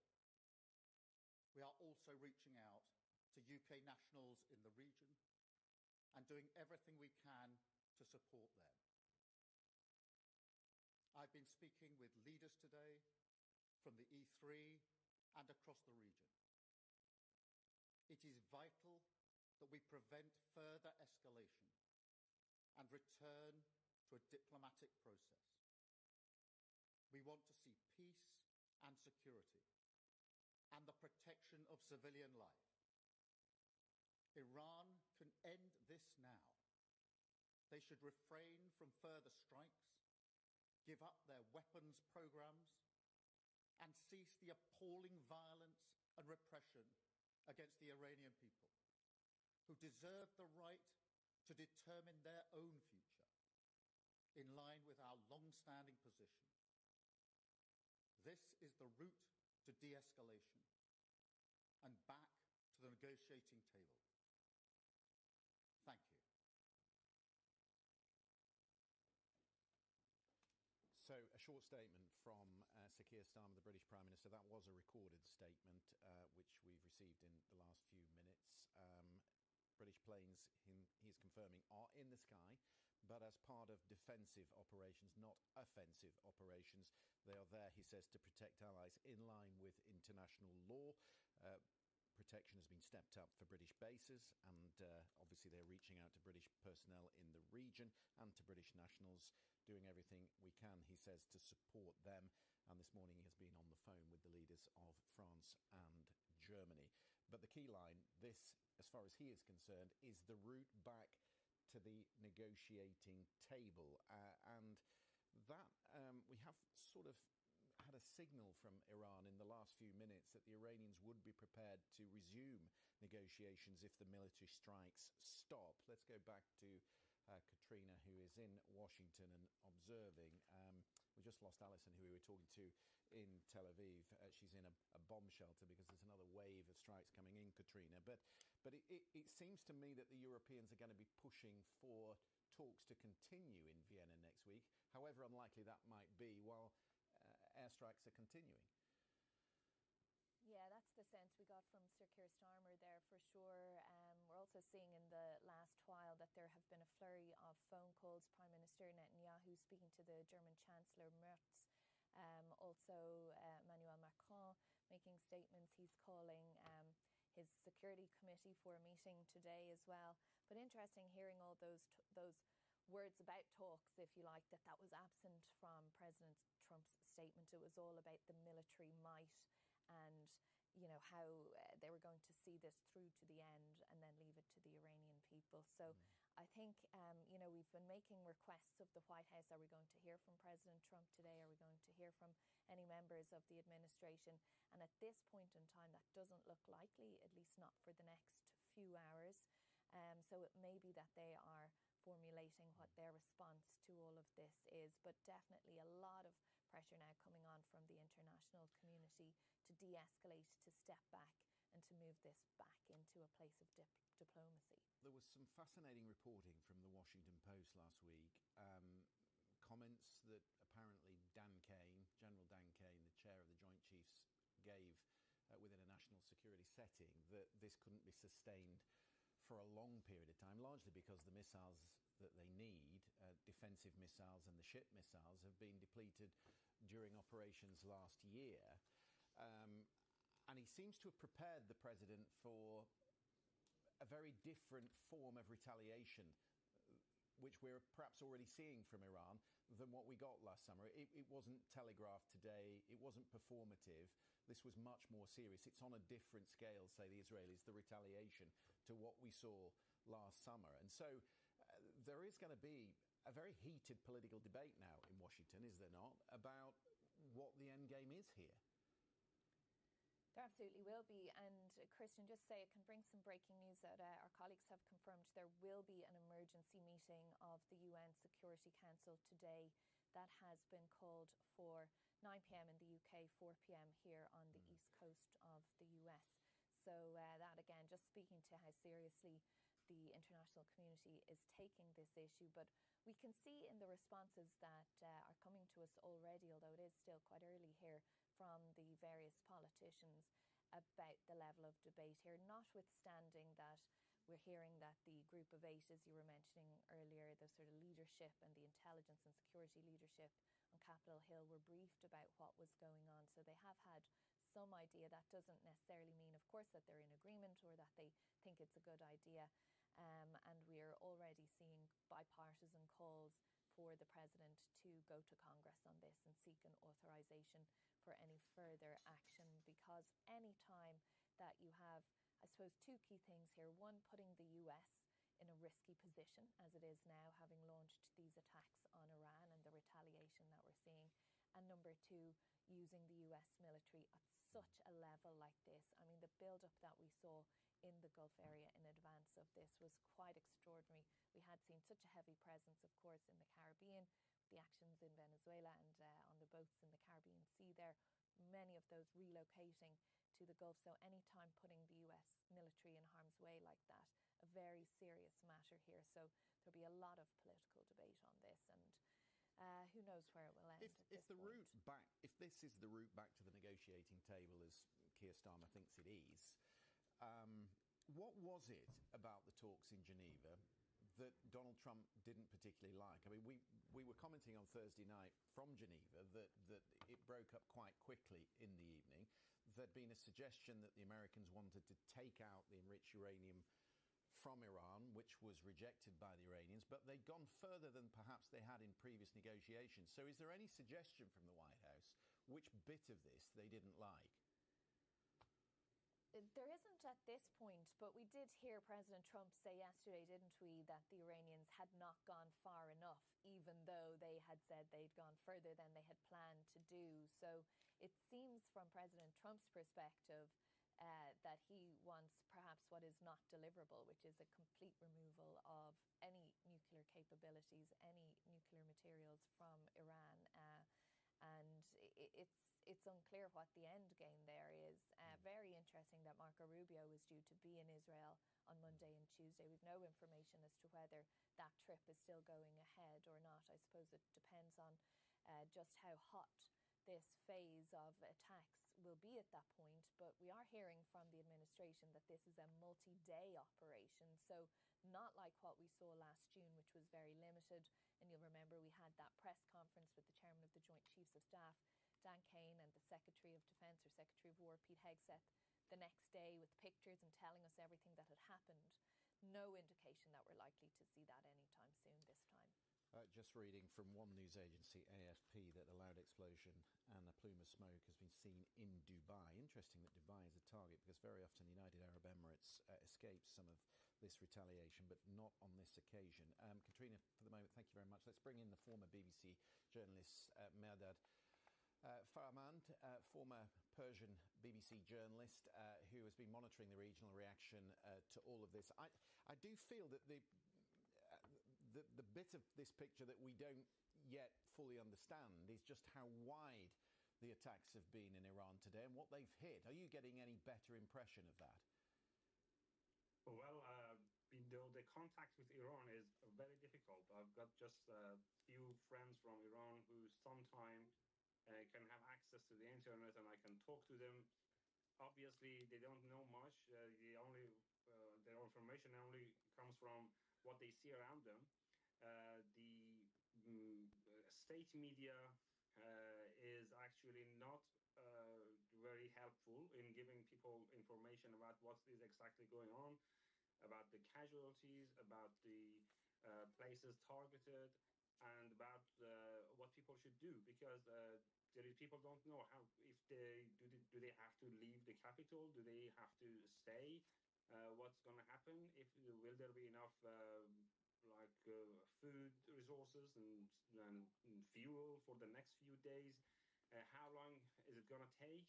And as I said, the state media is not very helpful, and their access to the international media and to the outside world because of the internet cut is very limited. If the objective is regime change, which both the American president and the Israeli prime minister have been talking about this morning, our experience of that in other countries in the Middle East is not positive. That's an understatement. It seems to me that it would unleash enormous chaos in Iran, factional chaos, political, military splits. There doesn't seem to be a very clear idea being provided of what would replace this regime. Exactly. Firstly, it doesn't look possible to topple the regime only by air strikes. I mean, no, I don't think there is any regime that you can overthrow by air strikes. And Iran is not Venezuela, so the Venezuela story for Iran is not actually. I don't think it's tangible. It cannot happen in Iran because of the geography, and so there needs to be people on the ground, but armed people exactly on the ground to actually cause the overthrow of the regime. And we know that Americans are not prepared to have foot on the ground. They are not going to do another war or like as in Iraq or as in Afghanistan. Therefore, what remains is that so how they're gonna bomb targets in Iran for a few days. How long it's going to happen? I mean, it depends on Iran's responses. If Iran's responses are as controlled and limited as we saw today, so this is not going to, the flame of war is not going to grow further. And maybe it will be like another 12-day war that we witnessed last year. But if they are serious in overthrowing the regime, they must have a plan for mobilizing some forces on the ground. They could be kind of like Kurdish separatists, Baloch separatists, or some armed groups who have been active outside Iran for decades. They can use them. But then the result will look like Syria, and I don't think anyone in the region. Well, that's the point, isn't it? I mean, exactly. the regime has spent decades setting up its internal defences, not to mention its external defences. Today, by all accounts, there are millions of Basij on the streets in every district of Tehran as well, an attachment to the IRGC. So when the Prime Minister of Israel says, rise up, this is your time, that's easier said than done.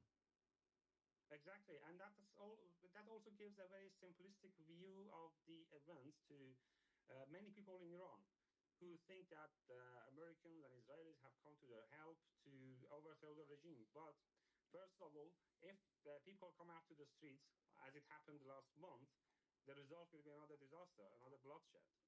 Because the regime is still fully equipped and in control to suppress any uprising in the streets. And the mobilizing armed groups on the ground, as I said, will cause another Syria. And I don't think President Trump wants another Syria. I'm not sure about Benjamin Netanyahu, but I'm sure that President Trump doesn't like another Syria in the region, a bigger Syria, in fact. And also the other Iranian neighbors don't want another Syria. The other thing is that Iran is very different. The construction of power in Iran is a lot different from what we saw in Syria, in Iraq. It's much more complicated. And as for decades, they have prepared themselves for such occasions. The structure of the army, the intelligence agencies, security forces, all of them is so complicated that they cannot be treated as easily as they were treated in Iraq. Medad, really good to get your analysis. Thank you very much indeed for that. Mikey Kay is here in the studio, partner from the Security Brief. Incidentally, there is a very good